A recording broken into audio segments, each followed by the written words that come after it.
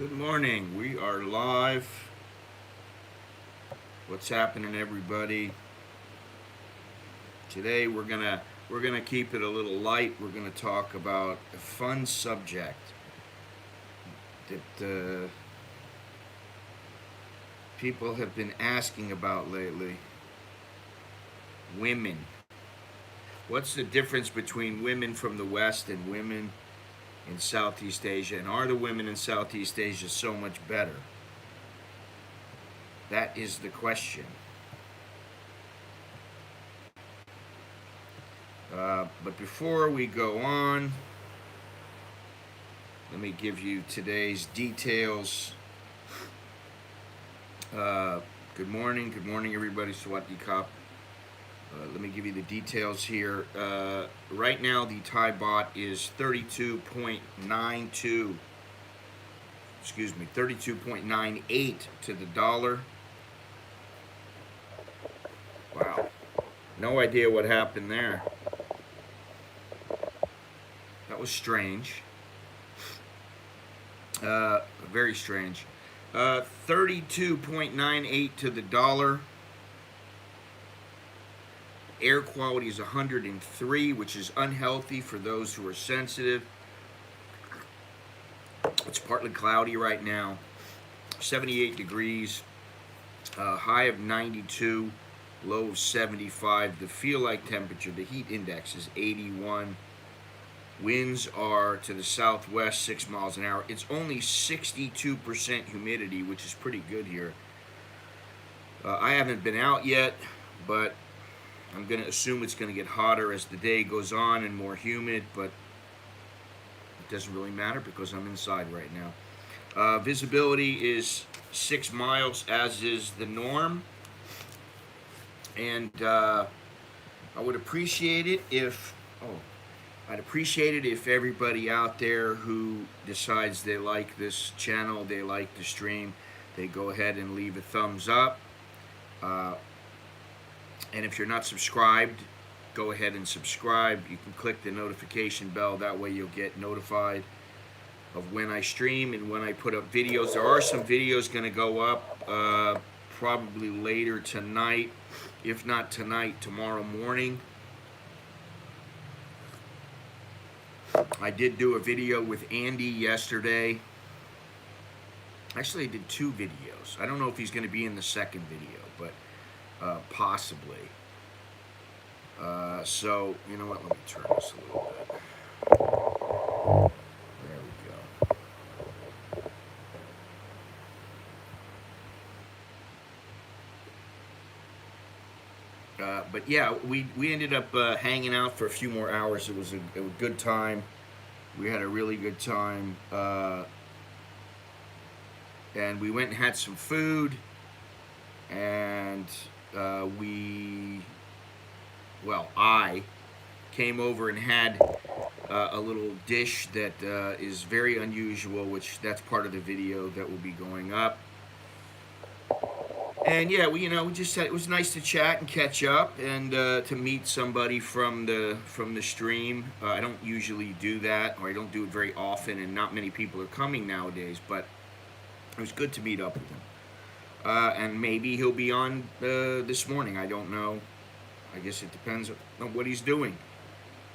I know one person who won't be on today, and that is Mr. Chuck, because he is asleep. So, anyway, today we're going to talk about women. And I'm always hesitant to do this because I don't mean to lump in all women into one category. All women are not bitches and hoes. All women cannot be had for, 1,000 baht. I don't care, who you are. There are going to be some that will end up turning you down. Now, maybe here there's a higher percentage that will say yes, but that's not for me to determine.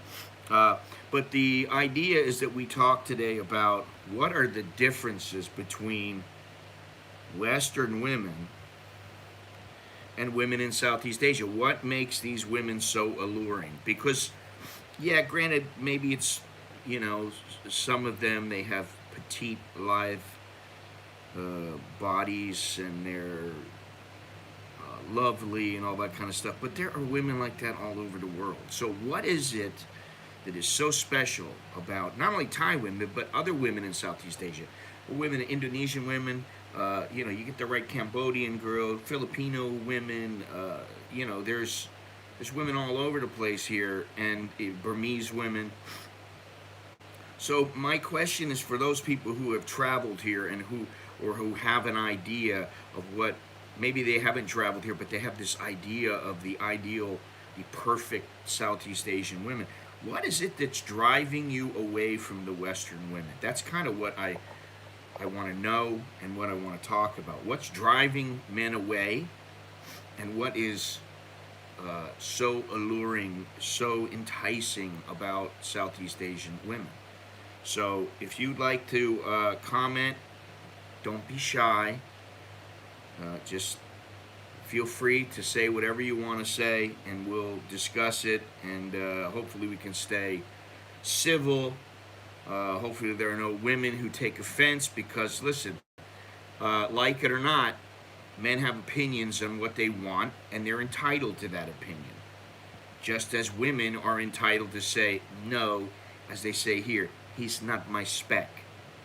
So, less indoctrination that women and men are the same. More acceptance of women versus men's role in relationships. I'd say that's a pretty big one. And I don't know, ever since the whole feminism movement in the United States and in the West, it seems that women have been changing and men have been like, I gotta get away. And back in the day when before I'd even come here, I'm talking about 30 years ago, I had an Australian friend, girl, who I was into, and I had she was kind of into me, but it was one of those things where we knew it wasn't gonna last because she was gonna go back to Australia. We were both young. And there was also a Swedish girl, and man, that Swedish girl was something else. I mean, beautiful, beautiful girl. And now I look back at it and I go, man, I'm lucky. I'm lucky. I'm so lucky. Feminism has not been kind to Western women. Gender roles have become blurred in the West. Yeah, listen, I'm all for equality. Okay, I'm all for equal pay for equal jobs and all that kind of stuff. I don't have a problem with it. But when you get in I don't know, it just seems to me like when you get at home or when you are out and about, there are certain ways that a man should act and certain ways that a woman should act. And I see all these, what is it, I was going to say MYOB, which is mind your own business, but it's MGTOW. I see all this. And I don't know that giving up or just saying I'm going to abstain from women is the answer. I don't think that is the answer. And I never have. A lot of content related to these dynamics on YouTube, the sexual marketplace, dating, etc. Really good stuff. We've talked about this kind of stuff. We do this every so often. We talk about it. And, I've been gone for a long time now. It's 27 years. And I do remember my last girlfriend, and she was a nice girl. She was very nice. I mean, I can't say really any bad things about her. But I don't know. I'm glad I didn't end up with her. My wife is not perfect, but I'm glad I ended up with her, as opposed to some of the girls that I was with in the West. And really, when I think of them, I'm like, you know what? They were the proving grounds. They were my minor leagues. Because when you come over here, when you come to Southeast Asia, if you're running around Southeast Asia and you're not just having fun and you decide, okay, I'll end up with one. You damn sure better know how to act. You damn sure better know what the women expect. You really need to understand them. and it's a different culture, so it's gonna be different. And I dare say that if I was to go to Latvia or Brazil or anywhere else, it'd be the same way. You're gonna have to understand what's their driving force, what is their, and you could say, oh, it's money. Yeah, that's one of many things. You know, yeah, Carl, that's so true. Um, I've never met an Asian woman who felt like, how can I say this? I don't even know if I should say it, but I've never really met an Asian woman who thought, oh, we had sex. Now, um, I've got the upper hand on you. Or if you want to keep getting it, you better do this and you better do that. No, it's more like maybe with the hoes because they want the money. But I've never really met one that was like that. That was like, oh, hey, you better do this, you better do that. I want it this way. This is how it's going to be. I want to be equal. I want to have my say. You don't get any of that shit. You don't get any of that here. You just talk to the women, you be nice, you be manly, which it doesn't mean a whole lot nowadays, especially in Thailand. And one thing that I have realized is that, you know, here in Thailand, yeah, you hear these women saying, "Oh, the Thai man no good." No, it's not. That's not what it is. It's not that the Thai man is no good. Some of them are pieces of shit, yes, but so are some Western men. I think what it is sometimes they have a bad experience, or the guy doesn't want to be with them, and it's the kind of guy they think is the perfect guy. One thing that women do is they get it in their head that this is what I want, this is what I'm going to have, and if they can't get it, it's very frustrating to them. Just like with men who want a particular woman and she keeps turning them down, and they're like, but, you know. So, I mean, I'm fully aware that there are a lot of unhappy men in the West. Young men best suited to focus on themselves and less priority on long-term relationships. Get fit, smart, make money. After success in these areas, you will have options regarding the women. That is exactly what I taught my kids, my boys. I told them, you worry about yourself. Stack the cash. Now, I didn't always abide by these rules, and I don't know that they will either, but at least it gets it in their head. You gotta, make that money, build a career for yourself, build a future for yourself. Sock away some money that maybe nobody knows about. I suggest that to everybody. Have that emergency roll, even if you're just doing, it could be $5 a week, $10 a week. Put that money aside. Don't tell anybody about it. Don't tell your girl. Don't tell, her cousin. Don't tell your best friend. Don't tell anybody. Stash it.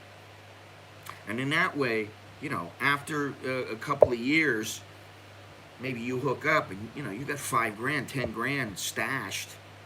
Nobody knows about it. It's not in a bank account. It's not even, you got it stashed in the perfect hiding place or whatever, wherever that may be. And you have that little bit that hey, if I got to get out and get out quick, we're not going to have any issue with, we both have our names on the bank account or anything like that. Lose the idea of a soulmate. Don't put women on a pedestal. Well, putting them on a pedestal is a big mistake. And, the other thing is that, thinking that you have to find a soulmate. You have to, with women, it's, I'm going to find the knight in armor, the white knight in shining armor. I think that's a huge mistake.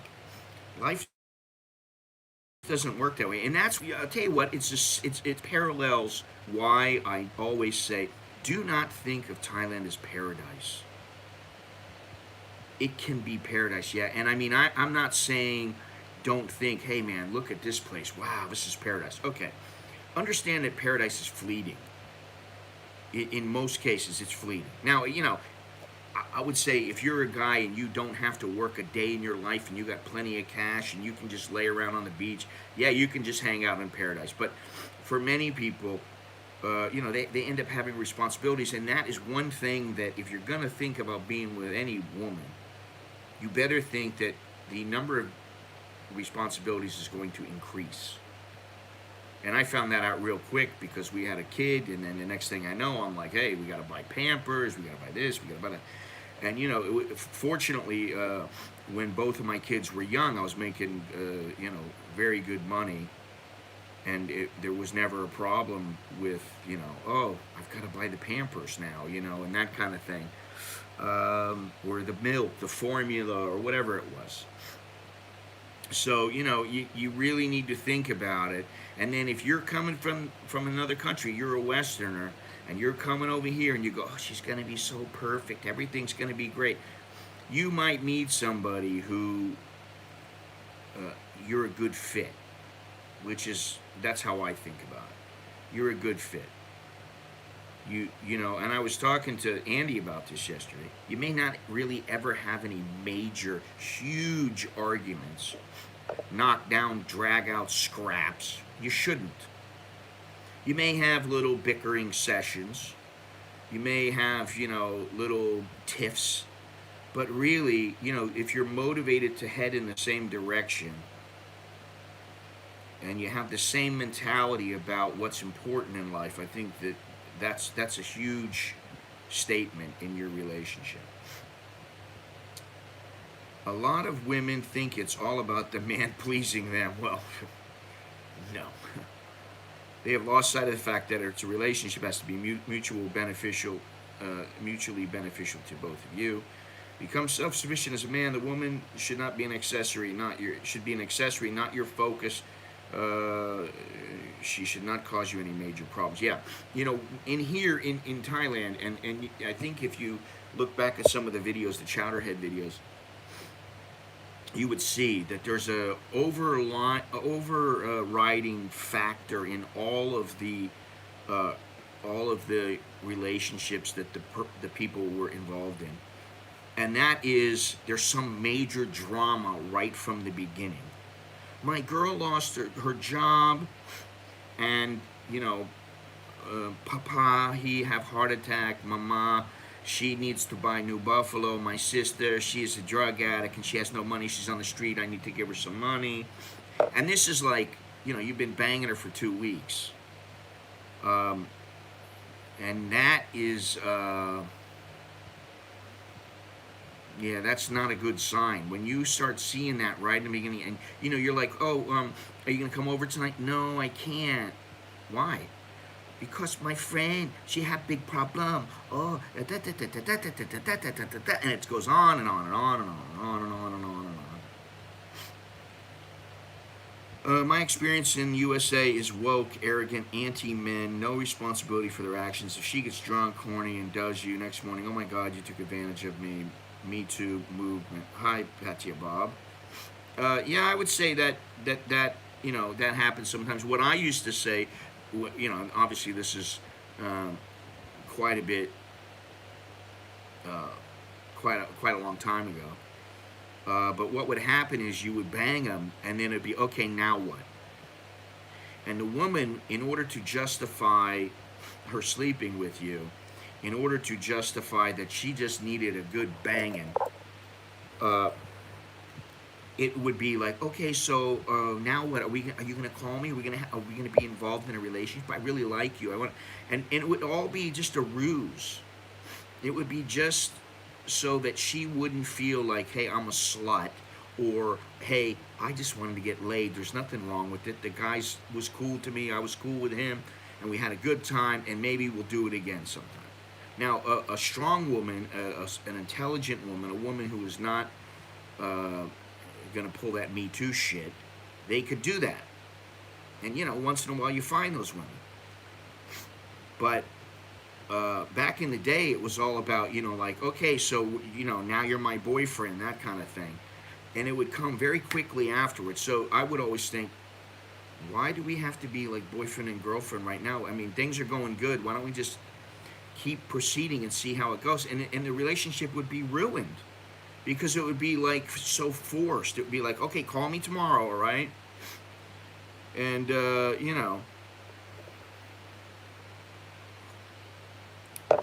I didn't have terrible luck, but I didn't always have great luck. There were my dry spells where I was going, God, I couldn't get laid if I was paying them. And then all of a sudden it would be like, I'd have 3 or 4 on the line, and I'm like going, okay, I'm gonna bang this one tonight, and in the morning I'm gonna go out with this one, and I'm probably gonna bang her in the afternoon, and then I got another girl at the night, and I would have that kind of stuff happen, and I'd be like, whoa, yeah, man, oh, I'm having a great time. What I didn't realize is, first of all, I was pissing away a bunch of money. I could have just told them, come over, make me dinner. Let's have a little bit of wine, something like that, and it probably would have worked. Equality, ask her to pay for dinner together or go Dutch. Well, I kind of look at it like this, Patty Bob. If you ask him out, then you pay. And you decide where you go. I'm not saying take him to McDonald's, but I definitely wouldn't take him to, Shea Malin, the most expensive joint in town. I wouldn't do that. You take him to a reasonable restaurant that maybe a little local joint that, has some character that you really like, that fits with your personality and that you really like. And then if they go there and they go, oh, this place sucks, then you're like, I don't think I'm going to get along with this chick. But if she's like, oh, this is a cute little place and the food's really good. And, it's like, I'm just saying, back in the day, maybe it cost you $10 each, $15 each for the meal, where it didn't cost you an arm and a leg. I'm not talking about going to restaurants that cost you, 100 or a couple hundred a person. And you're, bringing out the champagne, The up to you attitude of the Southeast Asian women seems strange to us when we first experience it, but I think it shows a big difference in the attitude between them and Western women. Well, I think that when it comes to the up to you, you have to be careful and you have to know the woman, because there are still women out there, Thai women, that they say up to you and you take them someplace and then they bitch and moan about where you took them. And, like with me, I'm like, hey, shut up. That doesn't fly with me. You told me up to you. It's up to me. I picked it. You don't like it. Okay, you don't have to like it, but don't bitch to me. Really, there's no reason for that. All that's unnecessary bullshit. When you think about it, it's unnecessary. She could be it's all about how you speak to them. And it's all about if they know you, and if they understand when you get a little bit excited or when you're upset. They know exactly how you are. And, if they tell you up to you and they don't like the place, they could say, it was a good choice and I thought it would work, but, I don't know, that the service was not the greatest, but hey, now we know. That kind of attitude is a lot better than, this place sucks. I don't really like this food. It's terrible. That kind of attitude. Well, if they're going to hold you accountable, then you can hold them accountable. And believe me, even here, in Thailand, you gotta, there are times when you need to pull your girl up and you need to say, hey, listen, this is not right. You need to think about something. That happens, and, hopefully that makes the relationship better, and it doesn't, lead the girl to go, fuck you, you're always giving me shit. Sound like Popeye. You don't want that. You want it to be easy. You want it to just, hey, all right. And I'll tell you one thing that I do like. And, in the beginning, I was like, I don't know if I like it, is that my wife is pretty quiet. She doesn't talk a whole lot. But when she does speak, there's a reason. So I don't have to listen to her, you don't do this, and you never do that, and oh my God, I can't believe this, and I can't believe that. Why don't you do this? So-and-so, my friend's husband does this, and that, ugh. I couldn't handle it. I'd be like, will you shut the fuck up? I mean, that's exactly what I would say. I would say, hey, first it would be polite. It would be, could you stop, please? Really, it's enough already. I understand. And then it's, hey, why don't you stop? It's not accomplishing anything. And then it's to the point where you go, just shut the fuck up, and you leave. Bob, what do they say in Patia? The 1 to 3 day rule? I don't even think it's a 3 day rule. I think it's one time and out. Never simp to them. They will respect you. They will never respect you. You just said it, Scott. Once in a while, you find those women. In Thailand, my experience in Asia, it's the norm, not the exception. Yeah. Set boundaries and hold firm. Well, that's very important, the boundaries. And the ability, here's the thing, the ability to say no in Thailand is a lifesaver, not to mention a bank saver. Let me tell you something. I knew, you guys remember I did a video about the house that my wife and I were looking at. I liked the house. It was nice. I didn't get the the big chubby when I went into the place. I just kind of got like, oh, this is nice. But it was because they had their furniture in it. And then I started looking at the numbers.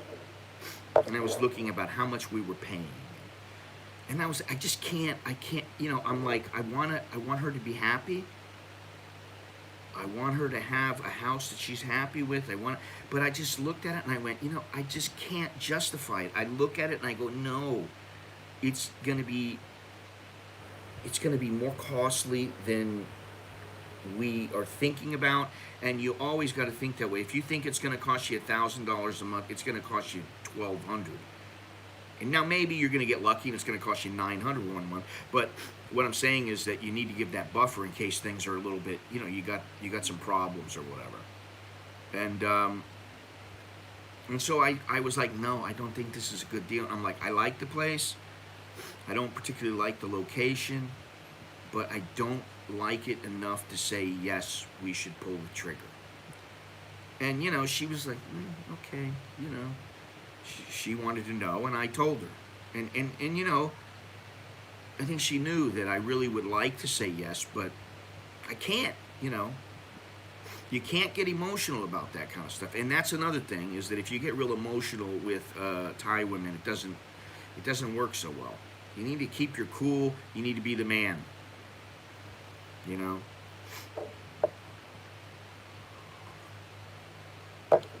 Gennaro, exactly. It's always the guy's fault. Now, see, I never think that way. Just like yesterday, or day before yesterday, you guys were talking and you were saying, oh, she wears the pants in the family and that kind of stuff. I never think that way, ever in my life. I have never, ever thought that way. Well, she's the boss. And it's not I understand that, in the old days, it used to be like, hey, go talk to the boss. Now, she's the boss about some things, no doubt. When it comes to her making a deal with somebody in Thai and about something relatively small, I'm not talking about a house where I don't need to give input. I trust her. She's going to go over and make some deal on something that costs 800 baht, something like that. And, if I was to go over there, they'd probably try to charge me 1,500 and I'd have to negotiate them down. Sometimes it's just easier. I go, okay, go, take care of it, whatever, no problem.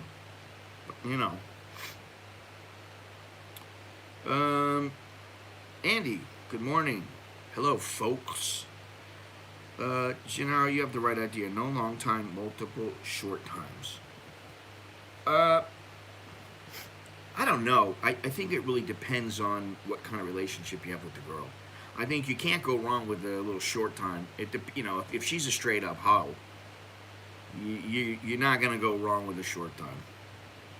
Because she probably wants to get the hell out of Dodge, and you probably are like, do I really want to wake up with this girl? Especially if it's a drunken evening out. When it's a drunken evening out, once you crack a nut and you're done, you either want more, and you're gonna still need her there, or you're gonna give her the heave-ho.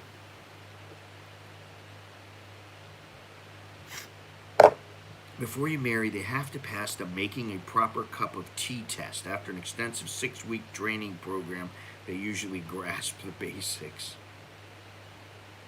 I don't think my wife could make me a cup of tea. She could, but I don't know if it would. I always just tell her, my tea, I like my tea. Put the tea bag in there, make the hot water, pour it in there. You put a cap full of milk in there and a spoonful of honey, mix it all up, and that's fine for me. Um, so she can cut the mustard on that. I'll give her that. Be honest about your inability to be a one-woman man. Well, Gennaro, yeah, I have my concerns about you. I don't know if you could be a one woman man, but I will say this: when I was younger, I really had a hard time. I mean, even if I really liked a woman, I still had a hard time. I would be thinking to myself, oh, that one over there, like, she looked at me and I looked at her, and I'm like, maybe, and it got me in trouble a couple times, but, it's a little bit different now. I just tell her I'll dump my wife when she dumps her Thai boyfriend husband. I've heard so many stories from guys visiting Thailand tell me I'm having a difficult time saying no. She's so nice to me. That's when you know the guy is in trouble. Yeah, you got to be able to say no. Here's the thing, fire dud or dude. Sorry, that was a Freudian slip. Fire dude. To me, see, I really have a hard time with thinking about the woman, and I think Jerry Seinfeld said something about it in one of his shows. It's like, when is it long enough to know that the dude's, how can I say this politely, his stuff is gone and out of there, so that if you're messing around, you're not in there with it. So, like, I don't want to know about your girlfriend. Your girlfriend, she comes over, she does you in the morning, she goes, like, to her mother's house, and then goes meets up with her boyfriend, does her boyfriend in the afternoon, then she comes over at night, and you're like, hey honey, come on, let's go at it, and then you're like, you find out she was with her boyfriend that afternoon. It's kind of just like, oof. It's nasty. Leasing land or a condo is the only way I get into living in Thailand. The system is designed against, so foreigners lose. Well, leasing land is, I don't think is going to be quite as easy as you think. It's a bit of a pain in the ass. But the condo is pretty easy.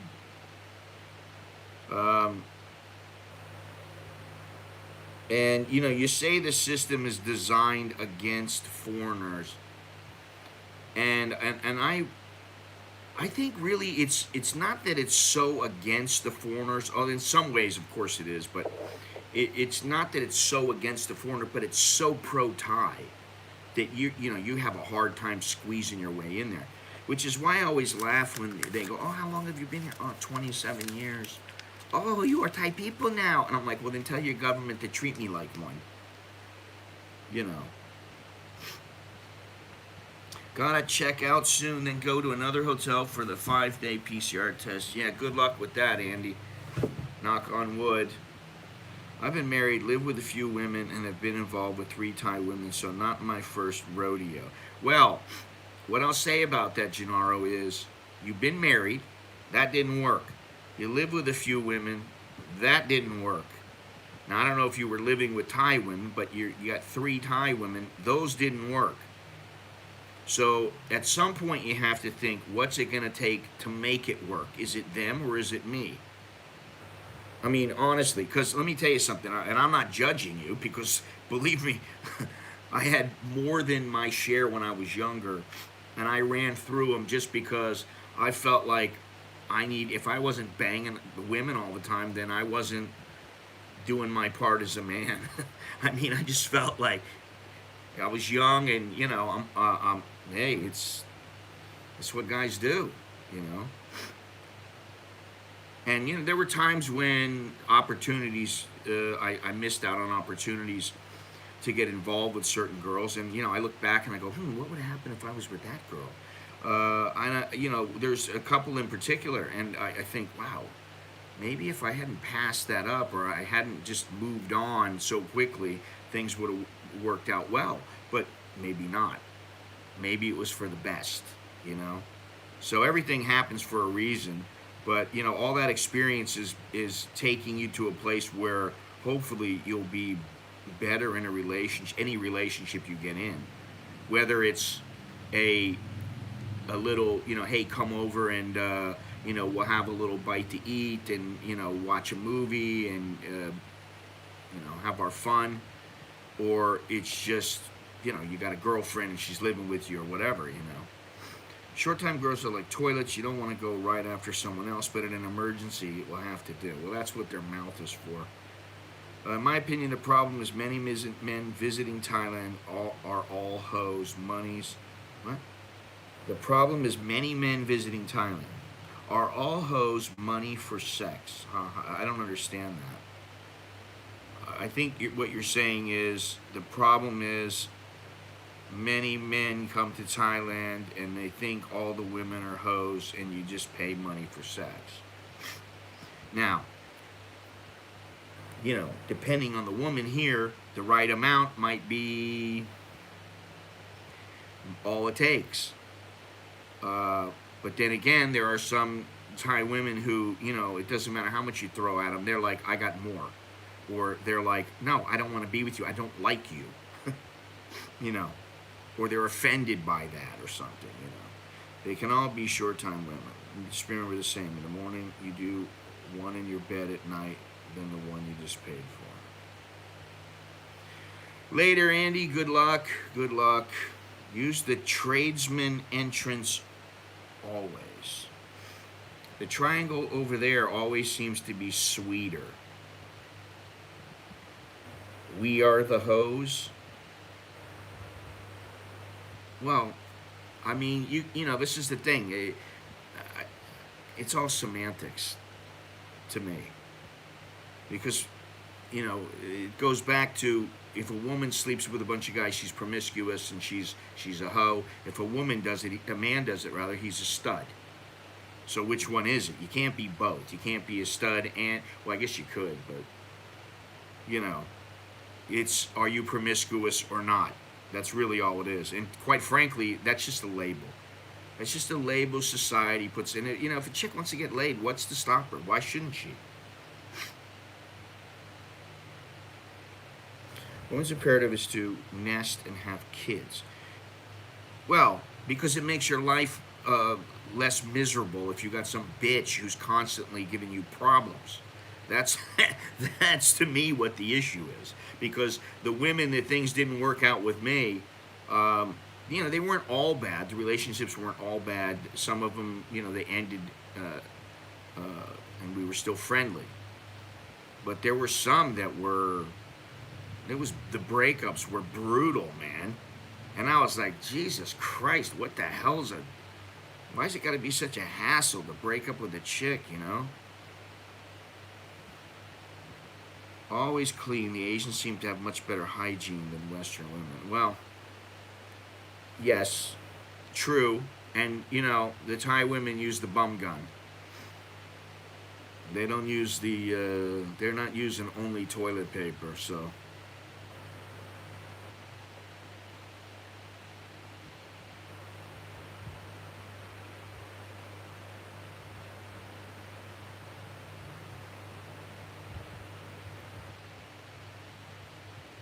Now, something else that I was thinking about, you know, I used to think about this all the time, but how many times when you were in the when you're in the United States, or how many times has it been when, how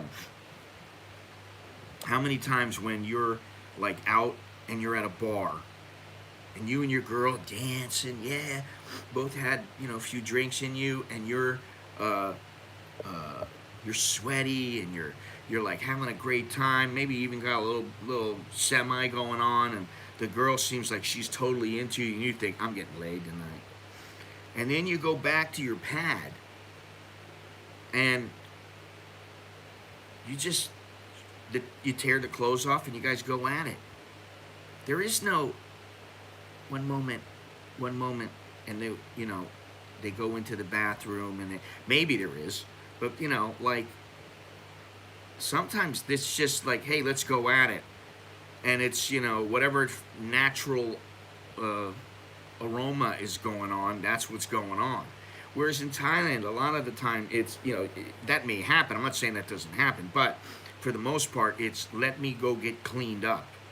Let me take care of myself.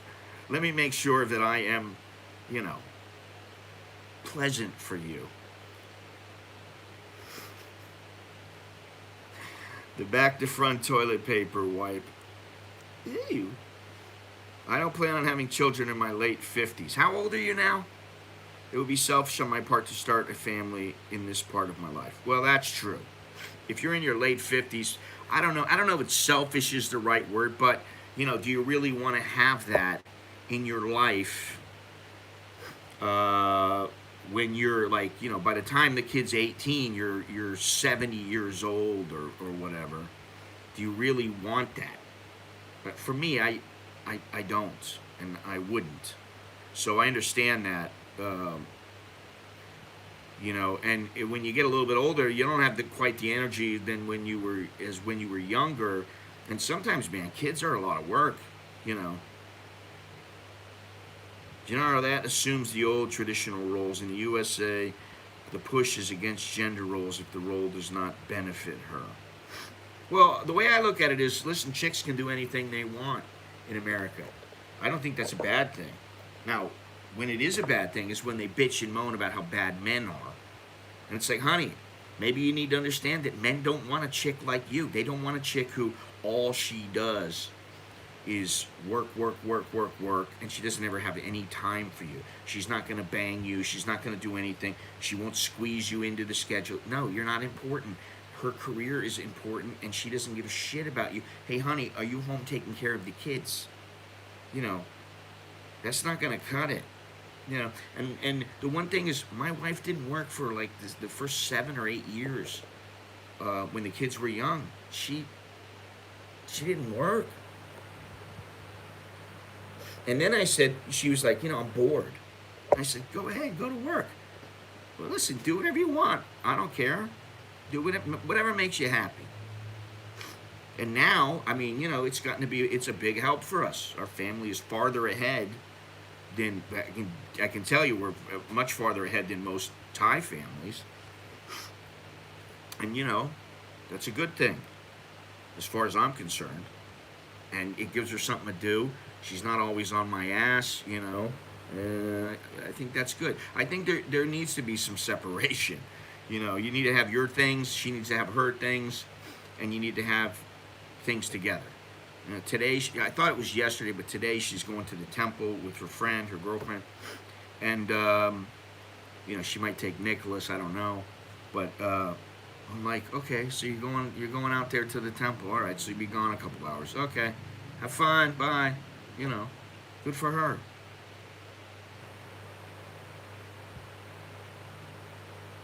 A guy who was 65 who just had a kid with his Thai girlfriend. He said he planned it and would never have a kid. And he goes, I guess as long as he's set up to where, if he croaks, that the kid's going to be okay. I don't see a problem with it. I just think it's not for everybody. And I can tell you that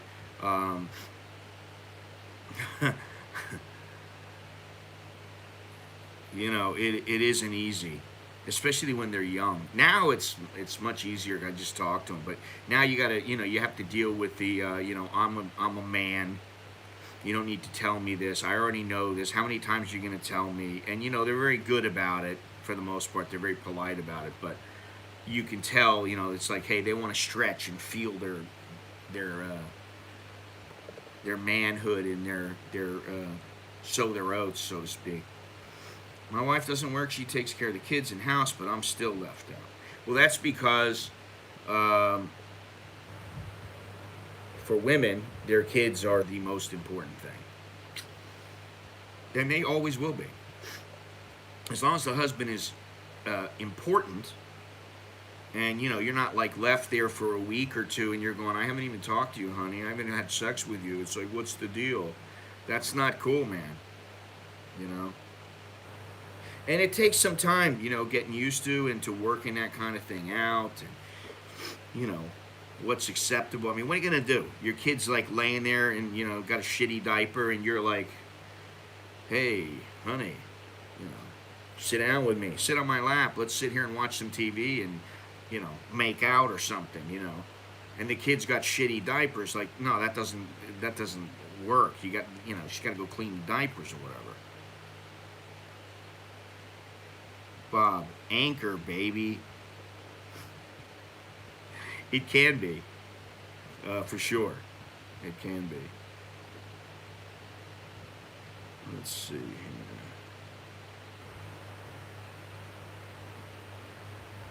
here. But I mean, there are different ways to think about it.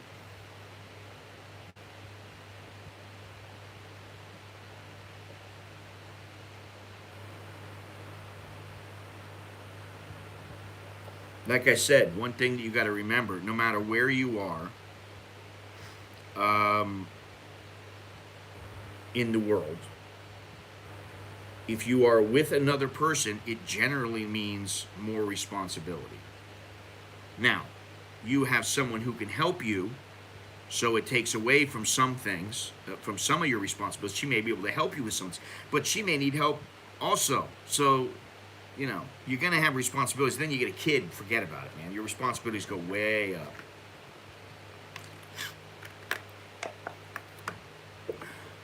Yeah, see, Bob, I don't personally think that, I wouldn't get the snip just for that. Because I would be the guy who goes, okay, go get a test. Let's go. Let's go get a test. Because I don't think it's mine.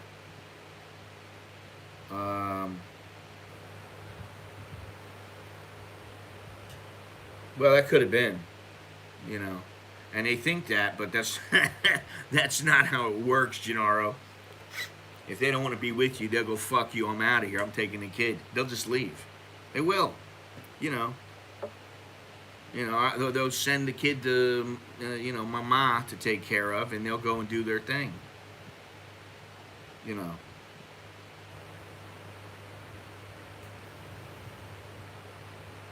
See, but if you gotta do something like, oh, I'm gonna get a vasectomy, and then I'm gonna tell the girl, oh, it's not me because I had a vasectomy. I don't know, like, I wouldn't want to go through all that bullshit. The U.S. Embassy registered kid is hidden, now kid has U.S. citizen, and he established the trust. Yeah, well, that's what you need to do. All that, you had to do that. I'm not saying it won't be a pain in the ass, but like, why the hell would I get a vasectomy? Well, for what? Do I really want one? No, I don't want to go through that shit. And I know it's not that big of a deal, but especially nowadays, but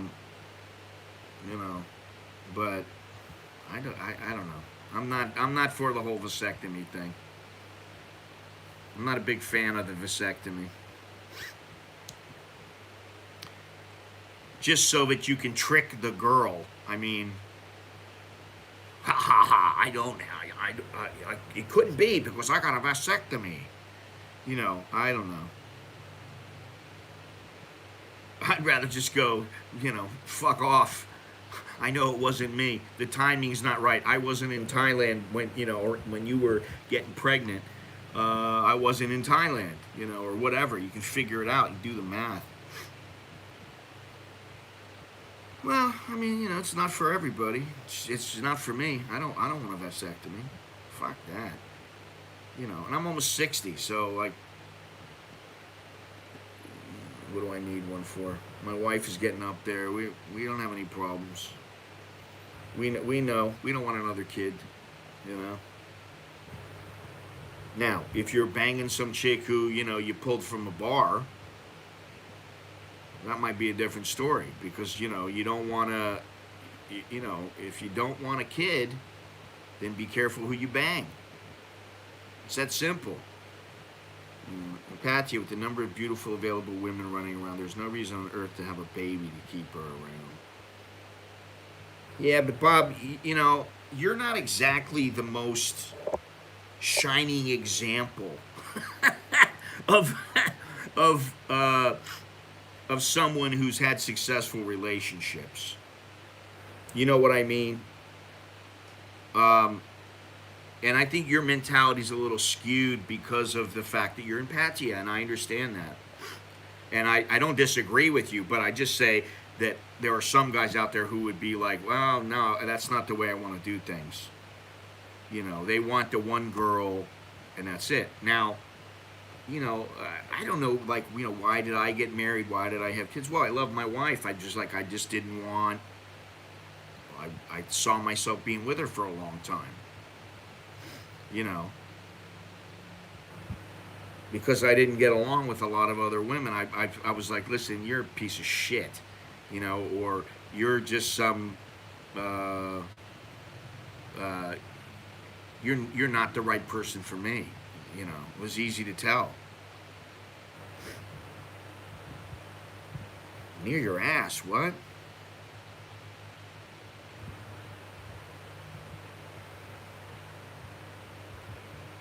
Yeah, I don't know about anything. If DNA test up the ass or around the ass. I don't think we should be. I think you might want to find another doctor. Women love babies, but once the kid is older, many need another one. Well, that ain't my wife. Fortunately, for a while, once when Nicholas was born, after a couple of years afterwards, there was a lot of people going, "But you don't want a little girl? You got two boys. Why didn't you have a little girl?" And I was like, "Because it's gonna cost me up the yin yang, and I'll be busy with it forever." It's a lifelong commitment, but there's for some people, family is very important. And I guess another thing is, what was your family like? Was your family, did your parents divorced? Did you have, multiple people in your lives? Did you have like three fathers?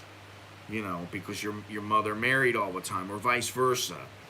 So I think there's a lot of factors, and it's just honestly, I really think what's important is that the people who are involved are happy. The man is happy. Listen, for Pattaya Bob, his way works for him. He wants to, he just wants to do his thing and not get too involved with them. I think it's great. You have that option. In some parts of the world, you don't. So we are very fortunate here, and especially here in Asia is what I meant. But yeah, I mean, I don't know. It's some people want them, some people don't. Like now, I'm older. Would I want another one? Hell no. You know. You guys talk amongst yourself for a moment. What is this? When the baby well runs dry. What? So Longhorns is watching. He's lurking. Apparently. Scott, it's not about tricking her. It's when she says it's yours and you say, no, I'm shooting blanks. Well, I mean, why not just tell her, I got a vasectomy. You ain't got nothing to worry about. And then she can't play that shit with you. Because when a woman starts doing that shit, when she's playing games, what the fuck do you want her for?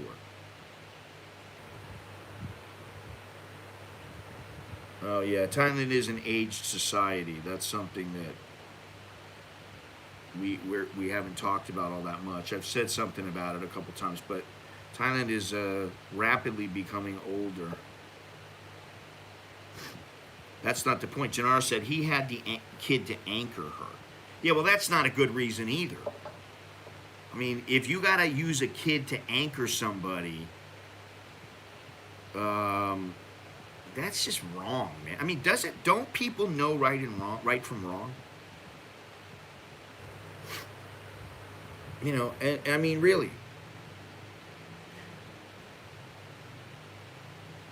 In Thailand, kids are the parents' retirement fund. Well, with Thais, not necessarily with Thais and foreigners. They're not our retirement fund. It's the last thing that we want.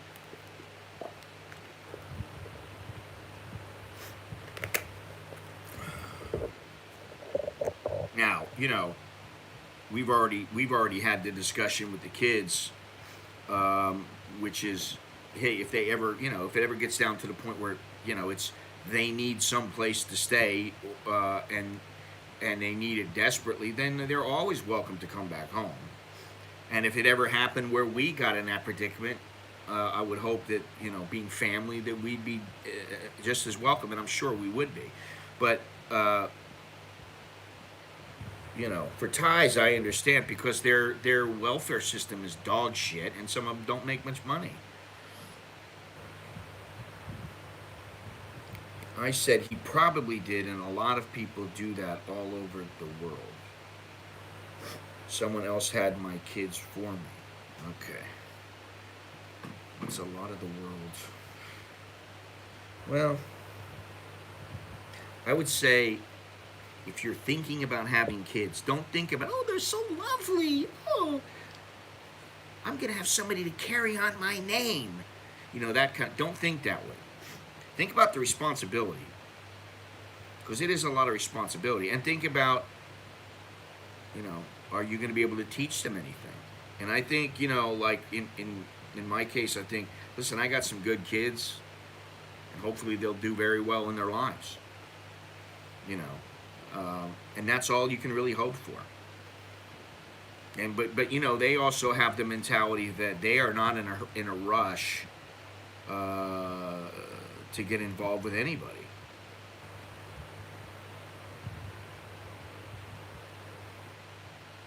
Because, come on, Gennaro. You don't know why?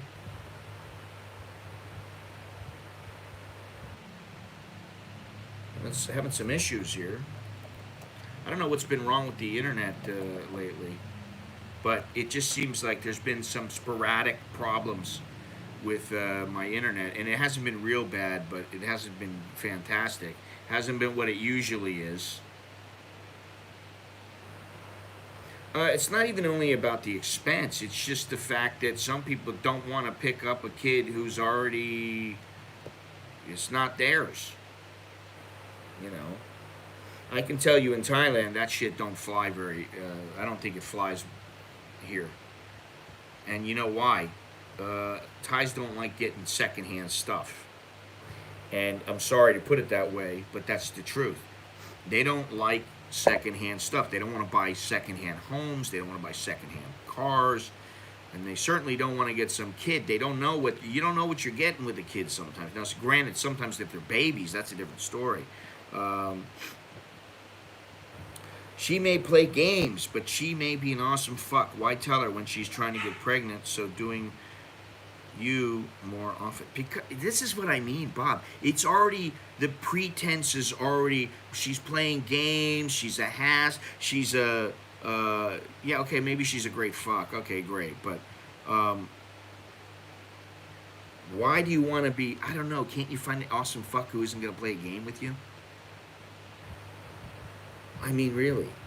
That's the thing with me. If they're going to play a fucking game, get the fuck out of my life. Get the fuck out of my life. I don't want you. I don't give a shit what kind of a lay you are. There's plenty of girls out there that are good fucks.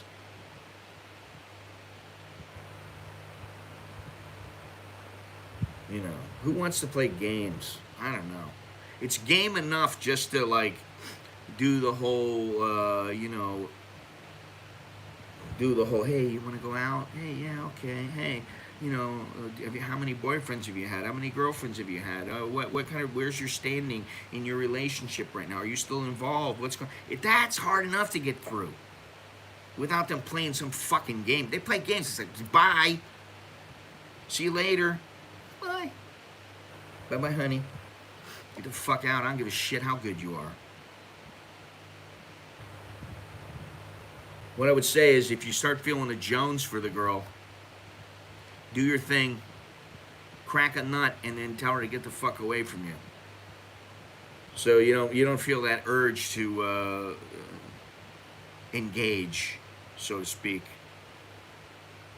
I mean, I understand what you're saying, and I know it's easier said than done, but I think sometimes it's like, why play games? Why get involved in that bullshit? If a chick says to you, no, I no boyfriend, no, we finished long time ago, and then you find out she has a boyfriend, fuck off. Get out of here. You're a fucking lying cunt. Get out of here. What would she do with you? Well, some of them, it depends. Are you paying them? Well, if you're paying them, they might stick around. You know. If you're not, they might be like, you know, some of them, listen, I've met Thai women, and they're like, you know, the reason I don't want to be a gig or a guk is because if a guy's got a family, I don't want to have a kid with the guy and then have a second family. It's like, how many families is he going to have? No, I want us to be a family.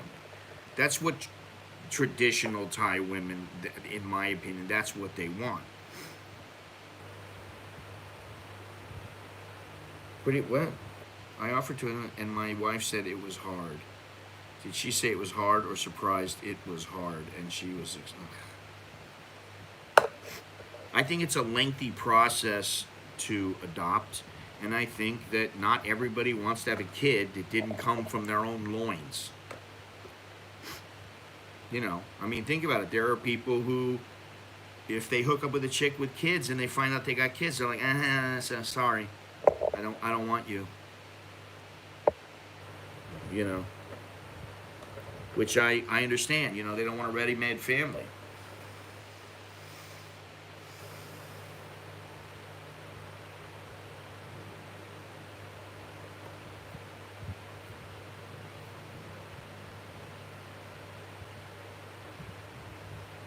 But I will tell you this, that of all the women that I've met in the last few years and that I've spoke with, not necessarily at length, but that I have spoken with about getting involved and like getting married and having a family and that kind of stuff. In the older days, and I'm talking about almost 30 years ago, the women would be saying, they would be saying, yeah, I want to have a family. You know, when I finish school and, you know, get established a little bit, that I want to have a family, maybe 25. Now it's like they either don't even want a guy, they just want to have some fun, or they don't want to until they're late in their 30s. The point of coming to Thailand is not to have to search for all that good fuck that isn't playing games, just fucking enjoy. That's not the point of coming to Thailand for many men. There are men that come specifically to get laid. Okay, what the fuck? That's a completely different thing. If she says she's getting pregnant, you go, fuck off. Why would you be fucking her if if you're coming here just for fun and you're banging some whore? What are you gonna do? You're gonna fuck her without a Jimmy hat? You're gonna use no protection? See, I wouldn't do that. Then I don't have to worry about her getting pregnant. If I'm using a rubber, I don't have to worry about her getting pregnant. And if she says she got pregnant, I'd be like, well, it ain't mine.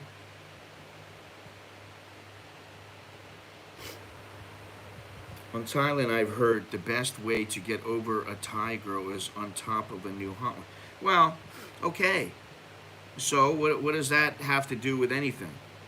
It doesn't have to do with... That's a damn good reason to not play any games with them. You just go, fuck you, I'm out of here, boom, and you find another one. And, you know, bottom line is, you're searching no matter what. You're searching.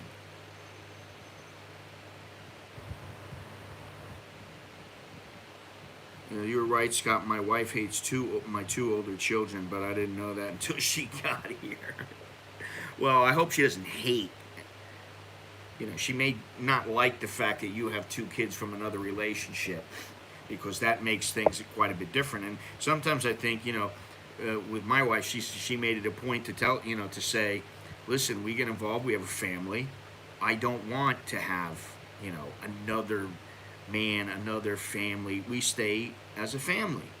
And that's one reason why, you know, it was important to me that, you know, I was like, hey, listen, if we're gonna get married, then we need to stay together. I don't want to get divorced. That was right out there in the open. I mean, you know, my parents have been married for more than 60 years.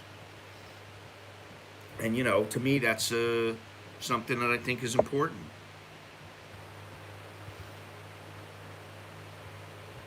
That's the problem with feminism. These women think they can wait to have kids or have kids without a man. Leaves women single and allows government to step in and try to be daddy. But I'm talking about in Thailand, JRD.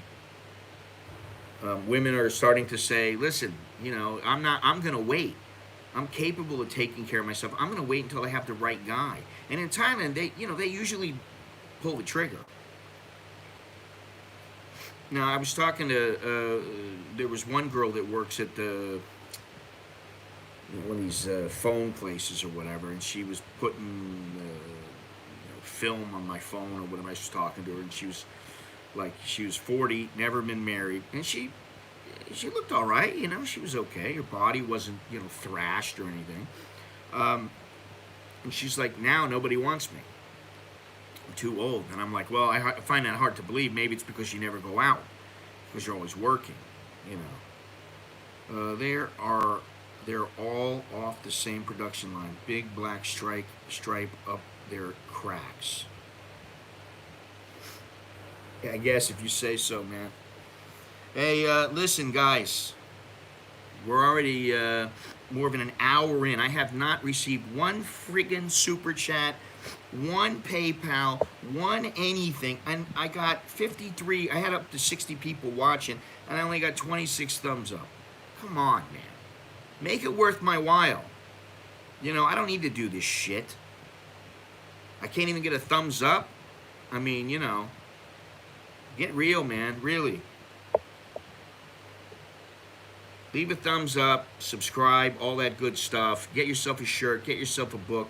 Just get them super chats rolling, please. And the people who are members, thank you for being members. And if you're not a member, click down below on the join button, and you can become a member of the channel for as little as $1.99. If this stream is not worth $1.99, if this stream or any of my streams are not worth $1.99 a month, then I need to stop. I need to stop what I'm doing here, because that kind of value doesn't fly in my book. I'm just like a chick. I got some kind of a market value, and it's not sexual here. But when in Thailand, rent only including women. Well, I don't think there's anything wrong with that. You're in Thailand, you want a woman, and some guys don't. They're not like out every night, trying to get a piece of ass and paying every single night. They may only be a couple times a week. It's a matter of what you can afford and what you really want, what kind of relationship, if any, that you want. And I don't think there's a damn thing wrong with it.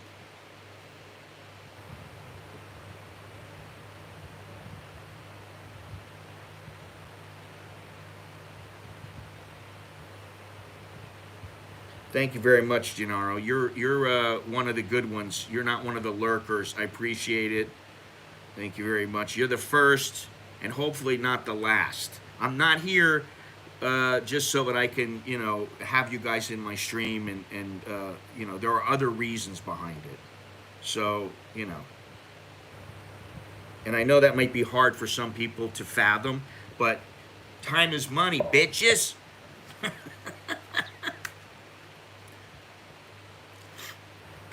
Choke D, Gennaro, and may you find many a woman here in Thailand, many a barista, to take care of your coffee needs.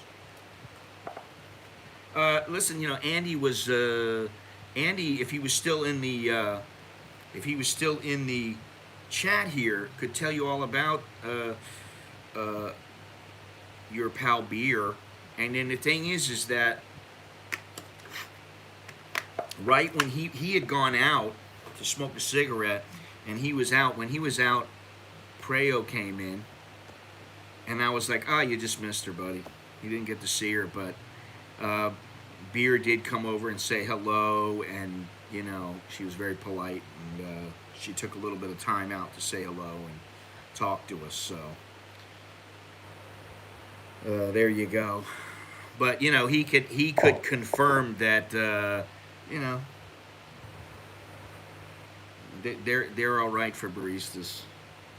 You go to some coffee shops, and I'm like, if I was a guy who ran a coffee shop, wouldn't I have like okay, I understand having a guy working in the coffee shop for the women. You know, you have a nice. He doesn't have to be like supermodel or anything, because then it's distracting to the women. But it would be nice to see, a pleasant, good-looking guy. Young guy, very polite, very service-oriented, and I mean that in barista terms. Um, and uh, and then you have a girl that's his mirrors him. You have a nice looking girl. That's what you want. You don't want some hog working behind the counter who doesn't really want to service you and doesn't have a smile.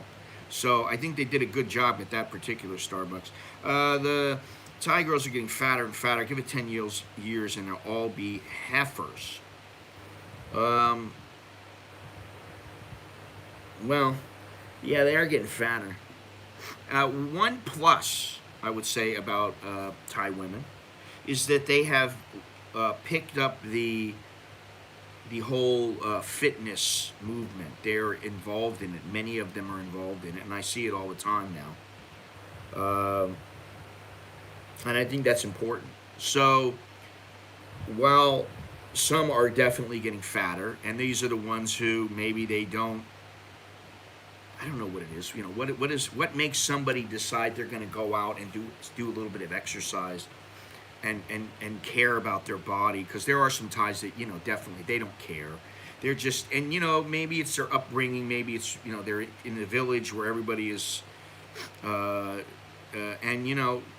I think that fortunately there's a lot more gyms. I can tell you that yesterday me and Andy were sitting there, and we're sitting at the McDonald's, and I'm filming a little video, and there were two women from like Fitness 7, what is it, Fitness First or something like that, whatever it is. They walked by and I'm like, holy shit.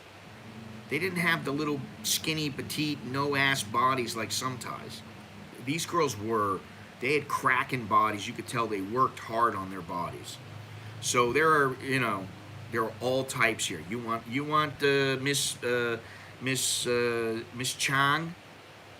You want the winner of Miss Chang, you want the big heifers, you can have that if you want. Or you can get the little petite ones that are spinners that weigh, like 88 pounds. Or you can get the ones in the middle, whatever it is, I do think that the sugar drinks at like Cafe Amazon, Starbucks, Black Canyon Coffee, all these kind of places, I do think that they have, and KFC, McDonald's, all these places have made a difference. 1/5 of the way towards a tequila shot. Well, I'll tell you what. You're saying a fifth. I don't see a second. I don't see the second 20% forthcoming from anybody. But you know what? I don't think there's a problem. I have not had a shot of tequila in a long time. If I have a shot right now, I don't think it's a problem. Even though it is only, 10 o'clock in the morning.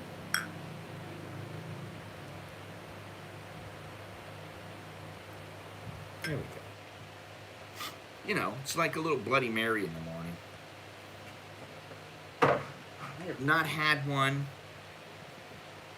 I cannot remember the last time that I had one, but there we are. Look at that.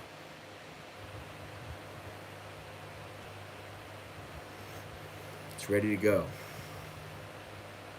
They like the sweets a bit too much, sweet drinks, cakes, etc. Pumpui mama. Possibly, but unlike Western women I've met, the Thais know they are pleasantly plump and work to change that, unlike me. Well, Bob, you are right about that.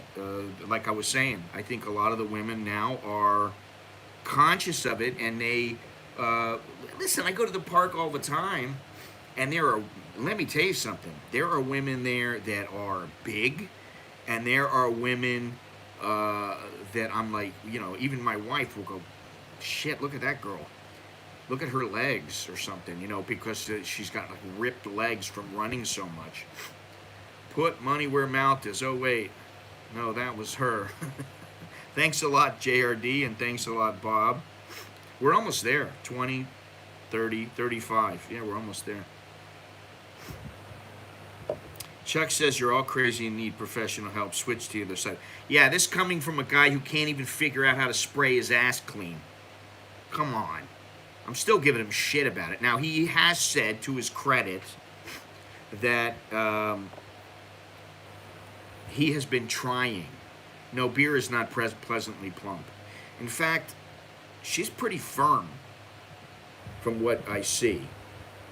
I think her ass is a little bit flat, but I could be wrong. You know, it's kind of hard to tell. They purposely wear the all black so it hides everything. However, and I have not seen the other one, Tian, in quite some time, but Preo is, she's been training hard, and it shows. All right, you know what? I'm gonna do this. Hopefully, I'll get the other $15 or $20 afterwards. Even though I did say originally that the money was to be sent through PayPal, which I gotta make a little announcement. I got a message from Beyond Trinity late last night. He was talking about PayPal. What did I know about it? Yes, I'm giving shit to Chuck about not using a bump gun. I mean, he needs to use that. But anyway, Beyond Trinity wrote me. I guess she's doing fine.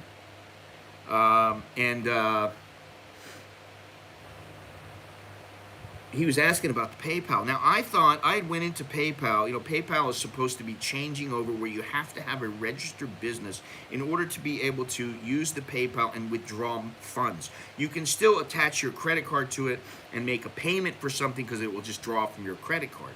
But you cannot withdraw funds. Supposedly that was the deal. Then I go log in. My wife logs in to our accounts, and I've got a personal and a business one.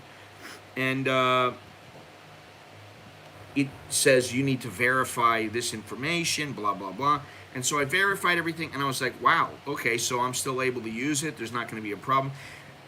Well, he emails and was asking me, what do I know about it? And I said, let me take a look. And so I started looking around, and it apparently, that's all right. Oh, pat you, Bob, no worries. Apparently, they're still doing this with, I thought that what it was is, PayPal was going to, any new person registering for a PayPal account would have to show the Thai bank account and Thai business registration paperwork. Now, I've had my account for many years, and I registered everything. Or not the business, but in Thailand. I don't want to do that, but I do show that I have a business. That's why I have a business account. So I'm still kind of wondering if I'm going to be able to use PayPal after the deadline. Now is March 7th.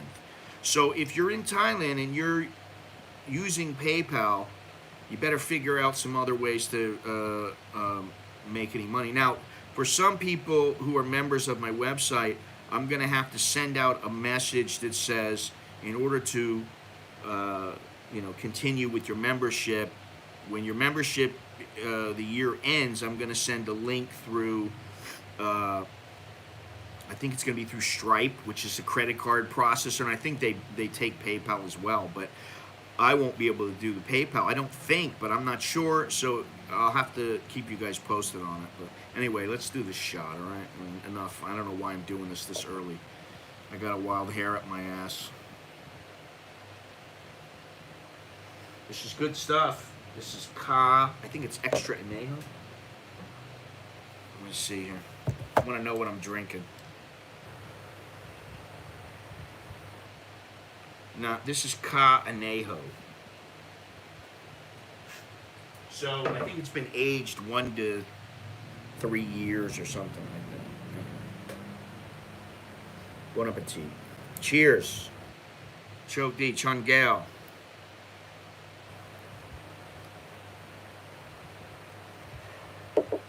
Good morning, Thailand.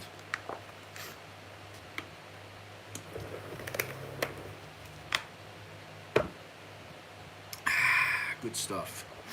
Smooth, very, very smooth. I highly recommend Ka tequila. Uh, Tasty. Now it's only like 10:30, 10:23 here, but you know,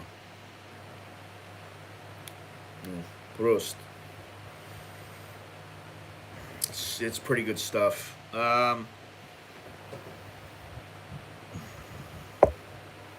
Is that Cobra blood for the power? Yeah, I mean, I would do that in a minute. I'm not. When it comes to that kind of stuff, I'll do that. But tequila is better. Tequila tastes better. I haven't had any in a long time, so a little morning shot to get me going is a good thing. And also, this is February. It's a short month, so that's never a good thing for YouTubers. It means more days to earn for your ad revenue. Anyway, where were we?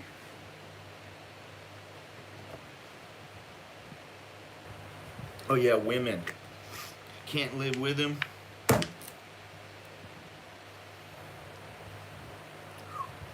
Yeah, that was good, man. Good stuff. Tasty. Does anybody have this tequila, or has anybody tried this tequila? It's quite good. All the Ka stuff is very good. I highly recommend the extra anejo, which I think comes in the kind of brownish tan bottle. It's a skull. Good stuff. Anyway, I drank a shot of tequila. Everybody's quiet now. It's like, what happened?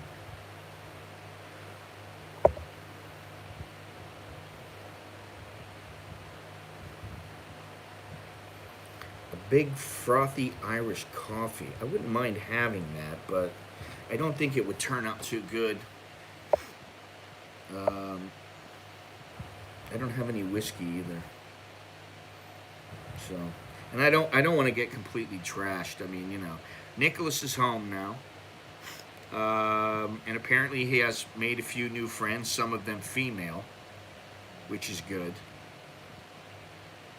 But he came home yesterday for the weekend, actually for Sunday and Monday, for today, and came home last night. He leaves Monday night and goes back to his place. So he's starting to get it all figured out, and getting his little pad squared away. So I'm sipping on a Citra IPA, tasty stuff. I don't know. I don't generally drink that IPA stuff. I like the Cooper's beer from Australia. If any of you Aussies are out there, the Cooper's Ale was very good. Because I couldn't get any Guinness. They don't sell the Guinness in cans or bottles here in Bangkok. You got to get it from the pub. So let's see here. Now, the one thing that I was thinking, yeah, Cooper's is a good beer. I really like it. I really do like that. And they have like 3 kinds, and I like the really dark one, man. It's like you're having a meal. That's the same as Guinness, man. It's like you drink that, and it's like you're having a good meal. You're having the best of both worlds, beer and food. So yeah, what I'm wondering here, I'm thinking about the whole Western women thing, and I'm trying to think of how were women when I was in the U.S. And I do know, I had a girlfriend once who got so pissed off because I called her a bitch. She was gonna break up with me, and I was like, what? And then finally I just went, she'll get over it. But, you know, at first I was like, wow, I can't believe she's so mad. I didn't mean to make her so mad, you know. But, like, in a way, I was like, fuck her. She is a bitch. She was, you know. And so that's why I called her that. And that was a big deal. So maybe, you know, things were happening before my eyes back then, and I just didn't really realize. And maybe that's what's going on now. A lot of guys, they're, you know, you're right in the middle of it, and they don't even notice that things are different. Some guys are smart enough and they notice. Maybe that's why so many people are like in the MGTOW movement, which I still don't 100% understand. But, you know, when I was first started out in Southern California, I remember distinctly going into a place and I thought this girl was cute, and I was like, oh, you look nice today, because I used to go in every once in a while. She worked in like the copy room or something, and she was wearing some dress, and she had big old titties. And I was like, oh, that dress looks really nice on you. And then I ended up being with her.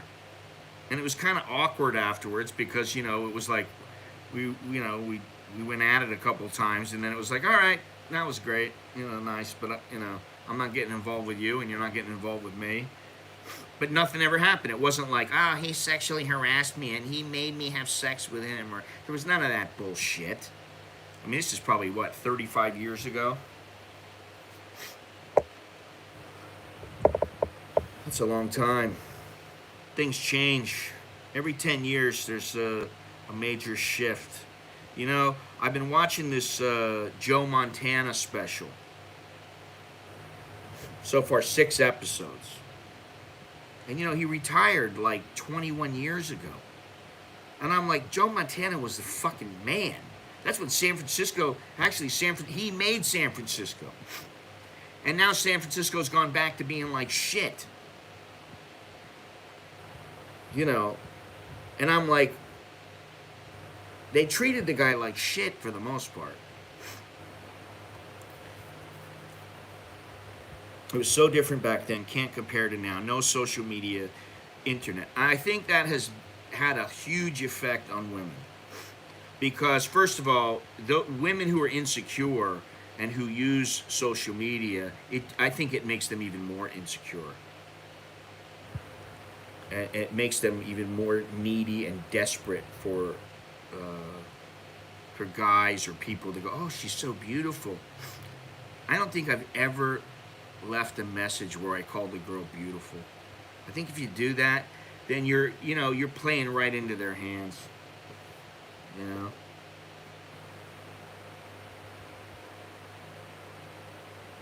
I think you're giving them exactly what everybody else is giving them, and that they some of them crave. And, you know, there are women out there who are very level-headed and they understand about this bullshit. But I don't know what the percentage is. The percentage may have shot up in the last 10 years, last 15, 20 years. Cute, attractive girls from every corner of the earth can get on Instagram and get attention of guys everywhere. It changes the game.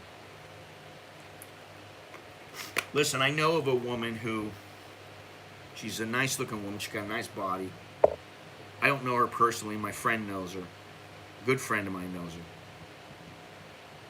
her. And her social media is nothing but photos of her.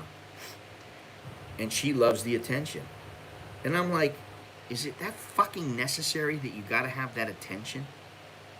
Do you really need that attention from guys when you're not even gonna do anything with them? You're not gonna get involved with them. How narcissistic is that? That's like, you need mental help narcissistic. It's not like, oh, she's a little narcissistic. No.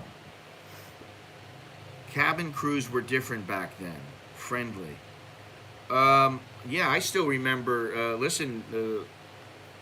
with a Cambodian girl that it used to be, what the hell was the one that went out of business? Air Camboge or something like that.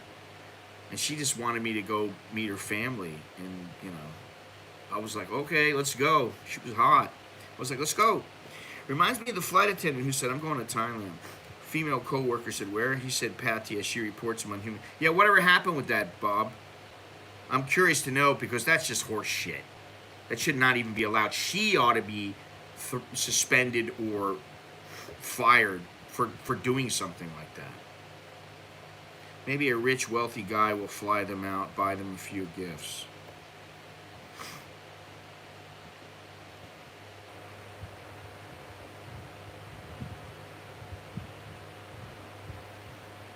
I was wondering what happened with that situation there.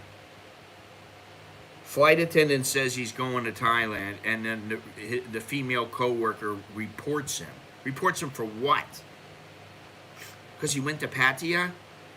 You know, like maybe his Aunt Ginny moved there 5 years ago and she's been living there and he wants to go visit her.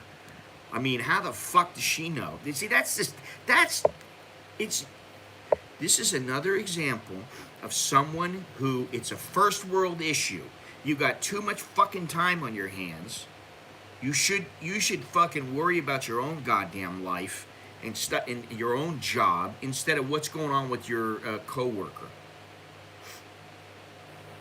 That's the way I look at it. Just stop. And if you got nailed by some guy 40 years ago, and maybe you were going, no, I don't. How many times has a woman said, no, I don't really want to. Okay. And then she starts kissing you again. And you're like, I thought you don't want to. No, not really. Okay, all right, I'm going to go home then. No, don't go home. And then you end up nailing them. And then 40 years goes by, and she's like, he raped me. He did this, he did that. Now, I know that word is going to trigger a demonetization for this video. Oh, man. How many times has that happened? How many times do you think that happened in the old days? And in the old days, let's face it, back in the 20s and 30s and 40s and 50s, when the movies were in a different way, movie making was a different type of business. Back in those days, it was like, well, if you want the job, honey, you're going to have to sleep with me. And I was surprised I saw that Vince McMahon apparently slept with two of the big WWE divas. They were his girls that he was banging. And I'm like, what? Was that voluntarily, or was that, honey, you're with me, you're going to get the finer things in life, but you're going to have to bone me. He lost 2 months' work. He got a lawyer, went to upper management. They said it was not warranted, but she said, but she could not be faulted because that would be retaliation. I see, how is it retaliation? How about a false claim against him? No, the public doesn't understand how it works with women in Thailand. I'll give you an example. I got a video. Pork stall girl. I haven't talked about this in a while. Some people may not have even seen it. There's a girl that used to work at the pork stall. And I used to walk around in the area and used to photograph it and stuff like that. And there was a girl there. She was younger, and she was like one of these little beboppers, but she worked at the pork stall. She hasn't long ago stopped working there. Now, what people didn't know is I had already met her, talked to her when I was photographing things, because I had photographed her. And so I went there, did this little video, and somehow we got into the conversation. She said, no, I don't have a boyfriend. I said, well, I don't believe you. I think you got some guy on the side, and I think you got a boyfriend.